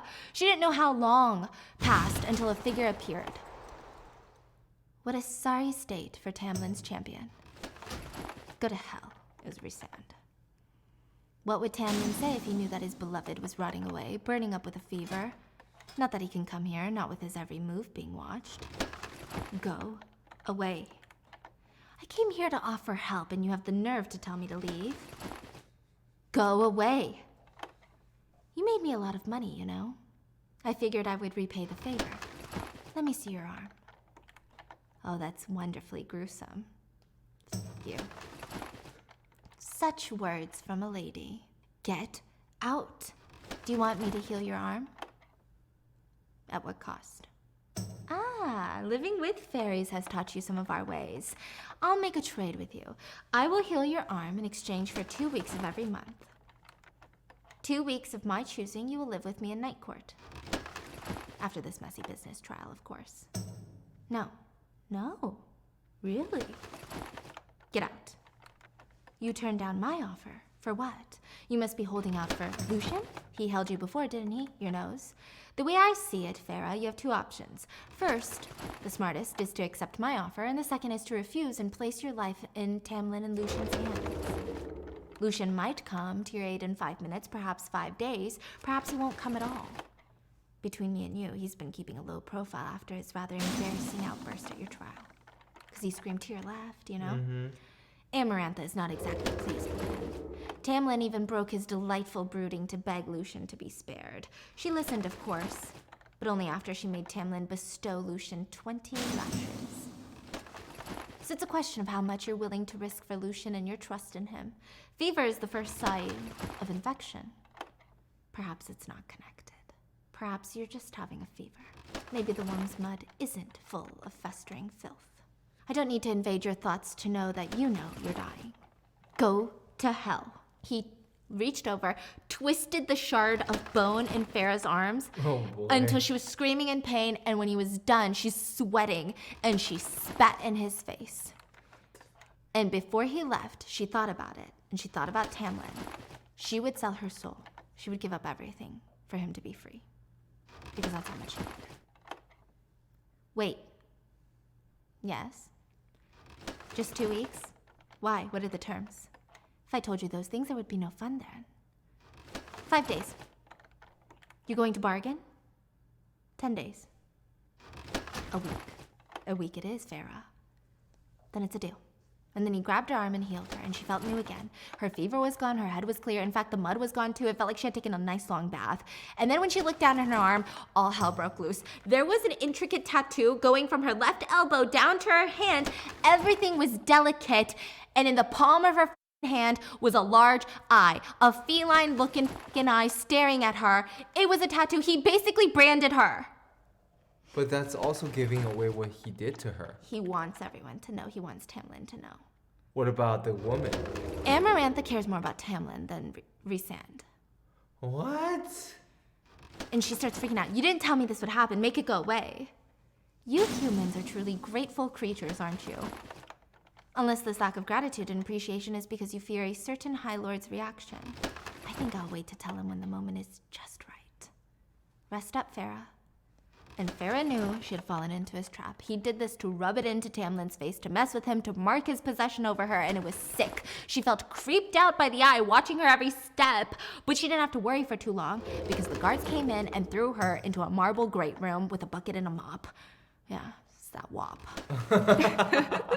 If it's not washed and shining by supper, we're to tie you to the spit and give you a few good turns over the fire. She started getting to work, but the water that she was cleaning with only got muddier and muddier. It was probably enchanted or something. It felt like some sort of sick magic. She was set up for a task that she would fail. She worked for God knows how long, making the place even dirtier than it was before, and finally the door swung open. and a woman walked in. Porcelain skin, she walked with grace and ease. A lady of high standing, clearly, and her red hair gave it away. High Lady of Autumn Court, Lucian's mom.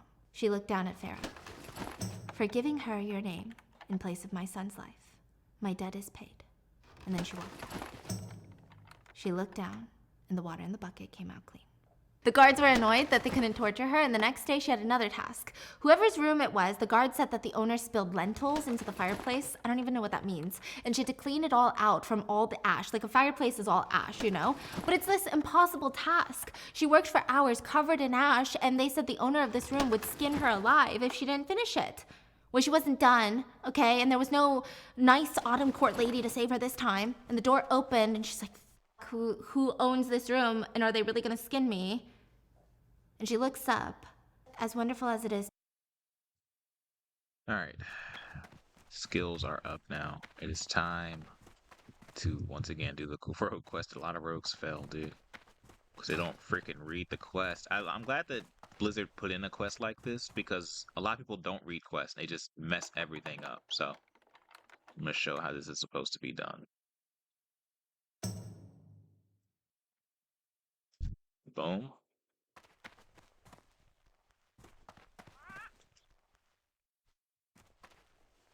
Easy peasy. There we go. Ability isn't ready yet. I don't have not enough energy. That bird hits hard. God, what the heck? I don't have enough energy. Polly was critting your boy for like 45, dude. What the heck?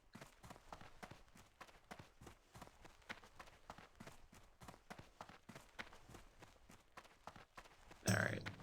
Now we're gonna mess around with some pirates.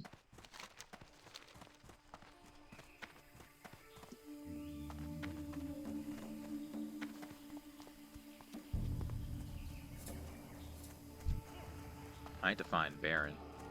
Don't know where he is. I need to find him.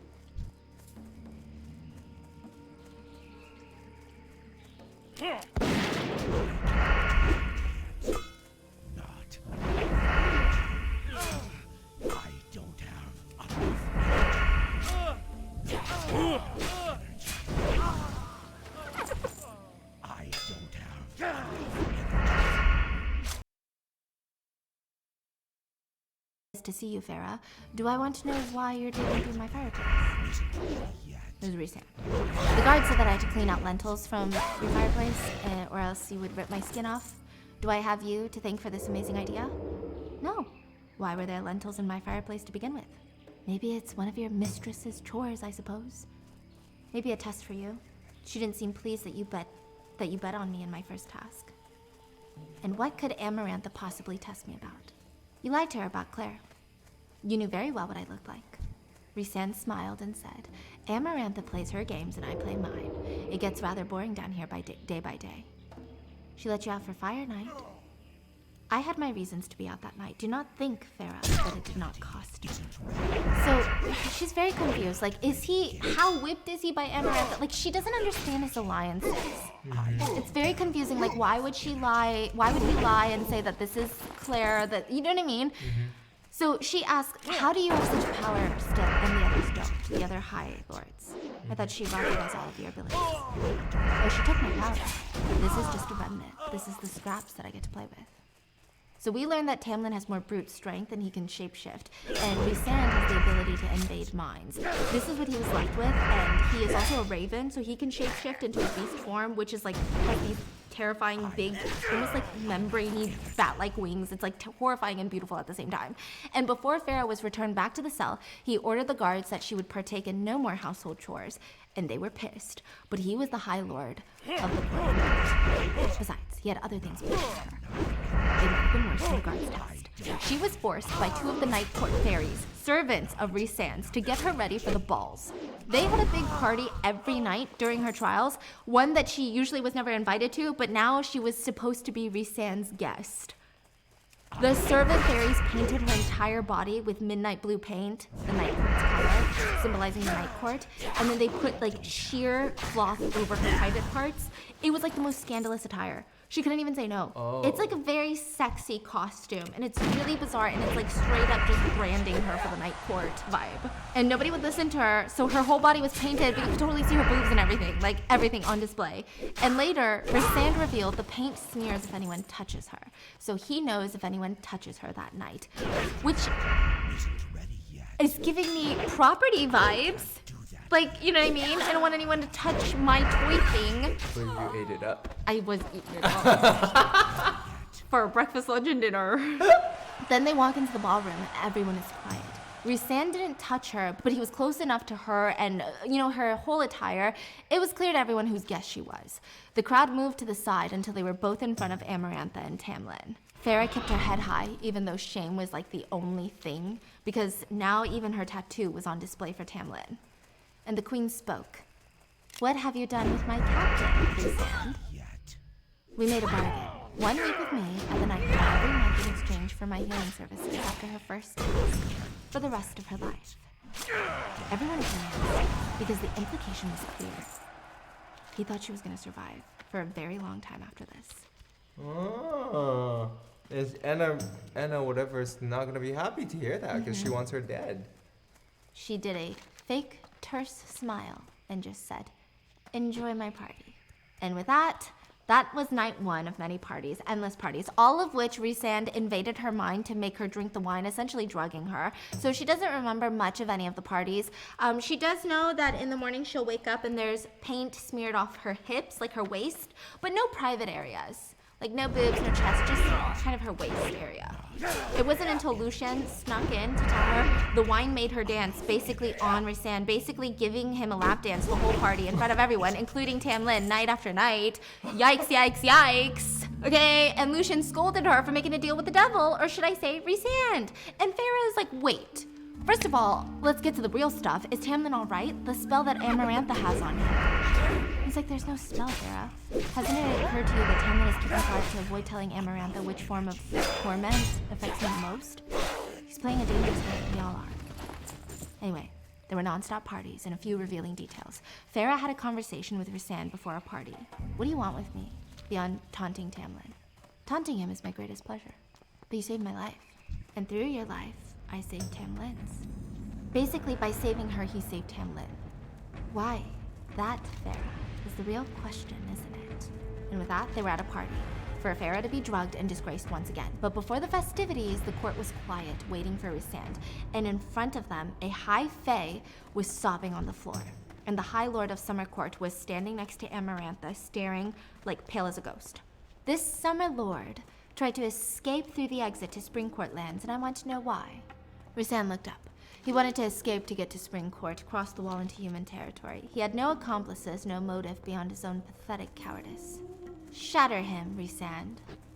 And the High Lord gave a condescending bow at the Queen, and then stared at the fairy on the ground. Rysand worked his magic, and the fairy's eyes went wide before blood leaked from his nose, and he plopped dead. And Amarantha was pissed. I said shatter his mind, not his brain. My apologies, my queen. Farah picked up a few interesting things. She knew others were involved. She saw the High Lord's face of Summer Court. He was probably involved. Rysand must have known that from invading this guy's mind. And he could have easily left the fairy shattered, meaning just a drooling mess. But that's literally every fairy's worst nightmare, so he killed him instead. Another calculated move, but why? Anyway, the second task came, and this time she was in the same arena, but instead there were 2 cages.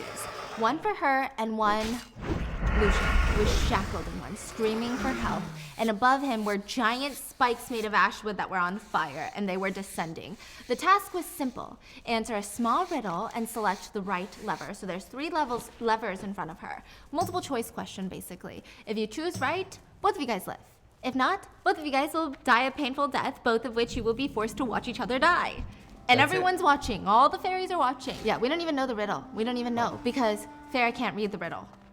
So she don't know the riddle. She can't read? But Amarantha doesn't know that she's illiterate. Okay? Are you kidding me right now? Yeah, so it just was literally like a disgusting joke from fate that this was her second task. Lucian was screaming because he doesn't know that she's illiterate, and he's like, just choose one. And so Farah is like, okay, I'm gonna choose the second one because 2 has always been my lucky number, and 2, me and Can't be Tamlin. serious. No, that. So she puts her hand on 2, her left hand, and it hurts. There's like pain, and she snaps it back, and she looks at her tattoo of the eye, and it almost, she thought she was hallucinating. It literally looked like it was spinning. So she tried to touch the first lever, and there was pain. And then she touched the third lever, and there was no pain. And she looked up at the stand, and she looked up at Risa, but he looked calm as ever. No emotion, nothing. And finally, she reached and pulled down the third lever, right as the spikes were like this close to Lucian and literally her head. And she had won. Lucian was sobbing, kissing the ground, saying a prayer to the cauldron, and Farah stumbled onto the ground. She cheated. The arm told her what to do, and she would never win another task. Like, this was literally heartbreaking. I guess it's the feeling of like, she wasn't made for this. Like, there's no way. The first one was probably luck. Like, now she's cheating. The third one, she's gonna die, and everything is gonna be ruined. She wanted to curl up into a ball and cry, but instead, she heard a voice in her mind. It's like she could feel the weight in her bones. Don't let her see. Put your hands at your sides and stand up. Don't give her the satisfaction of seeing you. She did as she was told, and Risan's voice rang deeper. Good. Stare her down. No tears. Wait till you're back in your cell. Count to 10. Don't look at Tammy. Stare at her. And then he's like, good girl, just walk away now. Let the crowd part, one step after another. And once she was in her cell, Farah was officially broken. Like, it sounds strange because her first task was worse, but this, like, it felt like she wasn't supposed to win. She didn't have what it took, so that meant the third task, she would fail and all hope would die, and she was gonna die. She's like almost grieving her death that's gonna happen in a month, right? But it's worse because she's waiting a month for it to happen, right? She doesn't have what it takes. And Rysand appeared in her cell after what felt like days of sobbing. You've beaten her second task. Tears are unnecessary. He tried to get her to stop crying by licking a tear away from her cheek. Licking it? Yeah, because it's like the most what the thing you can do, I guess, in that moment to snap someone out of it. Oh, yeah. And sure. she was frozen in Oh, yeah. shock. And he's like, I figured that would help you to stop crying. And she looks at him and goes, it was disgusting. And he says, was it? Because beneath all your pride and stubbornness, I could have sworn I detected something that felt differently. Interesting. She likes him? No, I don't know if it's just sexual tension or what. But she's like, get out. As usual, your gratitude is overwhelming, Sarah. Do you want me to kiss your feet or offer you another week of my life? If you feel compelled to. Who thought the self-righteous human girl couldn't read? Yeah, well, keep your damn mouth shut about it. I'll have to ask Tamlin if this kind of flattery won his heart over. And when he left, Farah started cursing at the walls. She was so fucking pissed. She's pacing the walls like Rysand. She said it took her a very long time to realize that, whether he knew it or not, he effectively kept her from being completely so I guess in that moment she was just so pissed and grossed out by him. It took her away from that like, hopeless victim mode. Like, I can't do it. She started pacing the walls, being like, this guy, we're gonna kill him! The final party before the third task, Farah was excited to get drunk and try to forget her life. She really was breaking, kind of, okay? Not as bad as right after the second test, but it wasn't great. And it seemed like everyone was partying for her death. It was not a fun party. It was even hard to stare at Tamlin. She didn't even want to stare at him, with death just lingering over her. So she went because she was forced to, but also to try and distract herself. And that's when she felt someone hold her hand briefly, like kind of brush their fingers across her hand. And she looked to her side, and it was Tamlin. And he walked away, and he cocked his head. And she tried as nonchalantly as possible to follow him. And they went into a dark room, away from the party, and immediately, I mean, this is high stakes. If they get caught, we don't even know what's gonna happen, okay? But Farah follows him, and in the room, oh yeah, they don't even say anything. They're ripping each other's clothes off because this might be the last time they ever see each other because she might die tomorrow. They want to do it like one last time? Yeah. Mm-hmm. Oh, man. Yeah, there's no like, I hope you don't die, because like, how are you gonna even have that conversation? And then the door opens. Rysand. Shameful. Just shameful. Look what you've done to my pet. He pointed at all the paint smeared around. Amarantha would be greatly aggrieved if she knew that her little warrior was dallying with the human help. I wonder how she'd punish you. Or perhaps she would stay true to her habit and punish Lucian. He still has one eye left after all. And without a word, Tamlin climbed off of Farah, put his clothes back on while staring straight into Farah's eyes, and Rysand used his magic to get all the paint off of Tamlin. He left the room as if nothing happened. Meanwhile, Farah was still covered with streaks all over her paint. They were alone now, and he laughed. If you were that desperate for release, you could have just asked her. And she spat at him. Pig. You're a fool, Farah. Do you know any idea what could have happened if Amarantha found you two in here? Tamlin might refuse to be her lover, but if she keeps him at her side out of hope that she can break him, dominate him, you're both fools. What do you care? What do I care? What do I care? But before he could answer, the door snapped open, and in a swift movement, Rysand was shoving his tongue down Farah's throat. Amarantha and Tamlin were standing at the door. Tamlin's eyes were slightly wide. Oh my Because god. the smeared paint, right? And he had paint on his head. Rysand let Farah go and gave them a grin, and he bowed dramatically. Amarantha looked delighted. I knew it was a matter of time. You humans are all the same, aren't you? Farah hoped Tamlin knew that, they had to do this for them to not get caught, not because she wanted to kiss Rysand. But the queen kept going, typical human trash with their inconstant dull hearts. When they left the room, everyone saw Farah's paint smeared all over her body, and Rysand's hands filled with paint. And he smirked at her in front of the crowd and said, tired of you for tonight. Go back to your cell. And the whole court whooped and gleed. Oh, look at that little human. Yeah. Later that night, he appeared in her cell and he seemed stressed. How do we know he's stressed? His tie is probably like this. I don't know. Okay, he seems stressed, okay? And he says, one wrong move tomorrow and we're all doomed, Farah. If you fail, then Amarantha will rule forever. If she captured Tamlin's power once, who's to say she won't do it again? Tamlin won't be tricked again so easily. Her biggest weapon is that she keeps all of our powers contained, but she can't access them, though she can control us through them. That's why I've never been able to shatter her mind. Why she's not dead already. The moment you break her curse, Tamlin's wrath will be so great there will be no force in this world that will keep him from splattering her on the walls. Oh, so Tamlin can kill her like that? Yeah. What? Who's to say that he won't kill you too?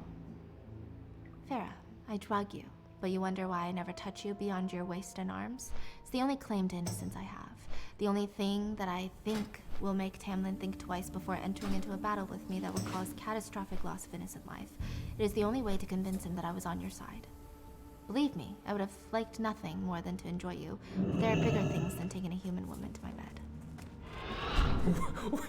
Why are they so thirsty over her? Yeah, I don't know. Why? I don't know, bro. Is she that special? She's a human, right? It's, honey, it's the way it is. Just with the passing MC, through. just the way it is. Welcome the to main character. Ratchet. And she said, like what? Like what's more important? Like my territory? My remaining people enslaved to a tyrant queen who can end their life with a single word? Why did Amarantha target you and make you her? My father killed Tamlin's father and his brothers. She wanted the son of her friend's murderer to be punished. She hated my father enough to punish me, so here we are, all our fate in the hands of a literate human. What a mess. I've told you too much. If you were clever, you would go to Amarantha with my secrets. Maybe you could bargain Tamlin for it. But Farah would never do that. She said, when you healed my arm, you didn't need a bargain. You could have demanded every day of the year and I would have said yes. I know. And with that, he vanished. And there Farah was, in her final task, in the throne room. The room was quiet, there was no cheering, no excitement, more dread than anything. Like, what the hell is going on? Amarantha was the only one in a good mood, with Tamlin by her side. Your final task, Farah. Any words before you die? Farah stared up at Tamlin. I love you. No matter what she says about it, no matter if it's only with my insignificant human heart, even when they burn my body, I will love you. There was no reaction. You never figured out the riddle, did you?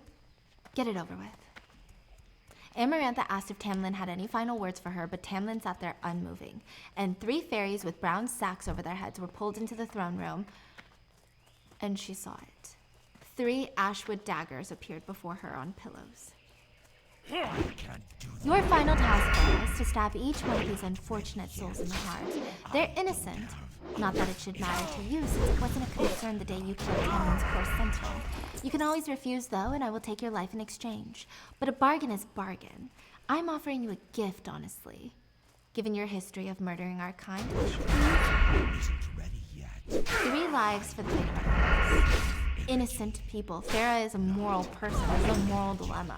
For her own future, for her own happiness, for her own love. Yeah, but this is like the classic trolley. Yeah, but she's a hunter. It's not for survival or self-defense. But This is cold-blooded Okay, murder. so this is literally Yeah, just the like trolley, yeah. Yeah, do you kill 3 to save Exactly. everyone else? Or do you don't make an action and sacrifice? This was basically murdering Farah's soul. And Amarantha knew it. But too much had been lost and everything was ruined. So she walked up to stab the first one. Not so fast, Farah! And the sack was pulled off, and she saw a handsome male Fae begging her, please, please don't do this, please don't do this. She could hear people in the crowd crying. Loved ones? Family? Sobbing. He was practically yelling, don't! As she lifted the dagger and she whispered, I'm so sorry, and she had tears streaming down her face as she plunged it into his heart. His face was full of shock and hate until it finally, he closed his eyes. Very well, Farah. Now to the next. Oh, don't look so miserable, Farah. Aren't you having fun? The next one was a woman. Her face was simple. She was crying. She began whispering her chant, the prayer that Tamlin had given the fairy in their house when his wings had been ripped off. But Farah realized the woman looked at her. She wanted to give her life. She wanted it to be fast and quick, and she wanted to sacrifice herself. And that was worse. Farah grabbed her bony shoulder, I'm so sorry, and stabbed her. Farah was sobbing at this point. People in the crowd are weeping. Amarantha was smiling. Only one person left. And the hood was ripped off. And there, staring up at her, was Tamlin. I thought Tamlin was on the stage. She looked back up on the stage, and it was at a tour. Remember, Alice told her, don't trust your senses? Oh. Yeah. Oh, wow. Something wrong, Hey there. Farah? Just passing through. And Farah's not fair. Fair? I wasn't aware you humans knew the concept. You killed Tamlin and is free. You can have him all to yourself. Unless you think it would be more appropriate to forfeit your life. After all, what's the point in surviving if he's gone? Tragic, really. What will it be, Farah? Farah couldn't do it. She knew it was a bad idea to make a deal with Amarantha. Alice had warned her, no deals with anybody. And then it hit her. Alice said something. There's another part of the tour that she can't tell her. Have a good one. Farah searched Tamlin's face, and she realized all the conversations he let her overhear. Technically, he could have made it so that he glamored her so that she couldn't hear anything. All those conversations in the house that he had with Lucian, they must have been planned. All the ones about the Blight? Because why would they talk about the Blight together when it's just them, unless they think she's listening? And all of them, they mentioned something really odd. That Tamlin had a stone heart. And she's realizing Amarantha would never risk Tamlin dying because he is what she wanted in the end. He is the ultimate domination. If she breaks him, she feels like she won. Why would she want that to be gone? And she knew that Farah wouldn't kill him because she couldn't kill him because his heart had been turned to stone for the curse. Farah knew there was a chance she was wrong, but she felt like she had to try. She took the dagger. The entire room was silent, and she walked towards him, and she had to be right. And there it was, the slight upturn of his lip. And he looked up at her, and she knew it. She whispered, I love you, and she stabbed him. And he cried out as the dagger went in. There was a thud. And when she pulled out, the dagger was bent at the tip. Tamlin was hurt, but he was going to heal. He was not dead. Amarantha climbed to her feet, and Rhysand was grinning in the crowd. There were whispers, rumors, murmurs, confusion. But Tamlin was healing too slowly. Like, literally, she's there. Like, hey, can you heal so you can kill Amarantha? The curse should be broken, no? A fairy in the crowd yelled, free her! She won! But Amarantha smirked. I'll free her when I see fit. Farah didn't specify when I had to free them. Just that I had to at some point. Perhaps when Farah is dead, I will free them. Only the riddle could have freed them immediately. Foolish, stupid human. Besides, I'm going to kill you now. And Farah heard the bones in her body crack, and her body was suspended in the air and slammed back down. And Amarantha was screaming at her, "Admit it, you don't really love him. I will spare you if you admit it. You cowardly, lying, inconstant bit of human garbage." Farah felt like she was being ripped from the inside. "You think you're worthy of him, a high lord? You think you deserve anything at all?" Farah could hear Rhysand yell her name over and over again, but I don't know if it was in her mind, and then she blacked out. "What are you but mud and bones and worm meat? What are you compared to our kind, that you think you're worthy of us?" Fairies in the crowd, some of them were cheering, a lot of them were calling foul play, demanding Tamlin be released. Farah is blacking out, and she wakes up and she opens her eyes and she sees Rhysand grabbing the ashwood dagger and aiming for Amarantha. Oh, wow. But before he can even get close, she doesn't even look at him. She throws him against the wall. And she screams, "You treacherous piece of filth. You're just as bad as these human beasts. You were planning this all along." And she slammed him up against the wall again. Nobody dared to even help him. Farah screamed, "Please, stop." And something strange happened. In that moment, Farah felt like there was a weird bond between her and Rhysand. Like, for a brief flash moment, she could see the situation from her eyes, but then all of a sudden she was seeing it from Rhysand's eyes, and then back to hers. It was almost like she was switching bodies, and it was so confusing. But Amarantha screamed, "Stop! Stop! Don't pretend you care!" And then the memories of all the dark moments in her life, everything she had seen in her life, starvation, desperation, her family, they were flashing before her eyes. "Say you don't love him." Tamlin was awake now, but he was weak, and he was pleading on the ground. "Amarantha, please, stop this. I'm sorry for what I did. I'm sorry. Please, stop." But Amarantha was filled with rage. "Say you don't love him. Admit it to your inconstant heart. Please, Amarantha, I'll do anything. Spare her." And in those last moments, Farah felt it in her bones. Amarantha was screaming, "Say it, you vile beast. You don't love him." And Farah had tears coming out of her eyes and said, "Love. The answer to the riddle is love." Okay, that part really did stress me out, I'm not gonna lie to you. Tamlin's eyes went wide and something cracked in Farah's spine. She could see from afar what was happening. Like, it's almost like she was watching from Rhysand's body. She could see her body in Tamlin's arms, in a flash of red in the crowd. And Lucian came out, and he took off his fox mask. All of their thing went away? Tamlin looked up. Amarantha whispered, "Please," before a flash of golden light exploded. Tamlin's curse had been broken.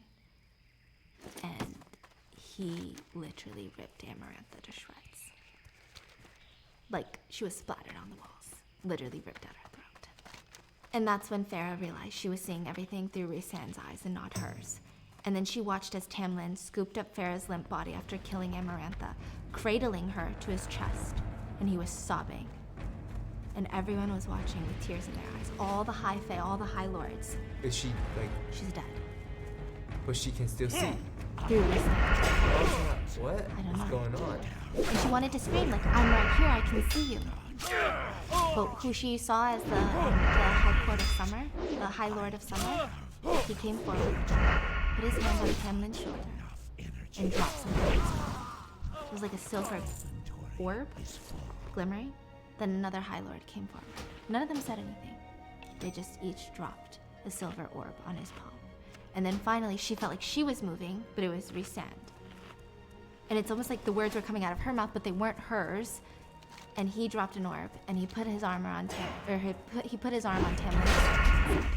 "For what she got, we will bestow what our predecessors have granted you before. This."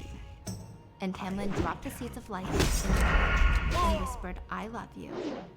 And suddenly, back in her body. Wow, so they like had Dragon Balls and then they summoned the dragon and brought back the dead. Yeah, they were like, "Here's some balls for you." Oh man, this is a Dragon Ball. And suddenly, Farah felt like she was floating, and she gasped. And there, on the cold floor, she felt no pain, no blood, no broken bones.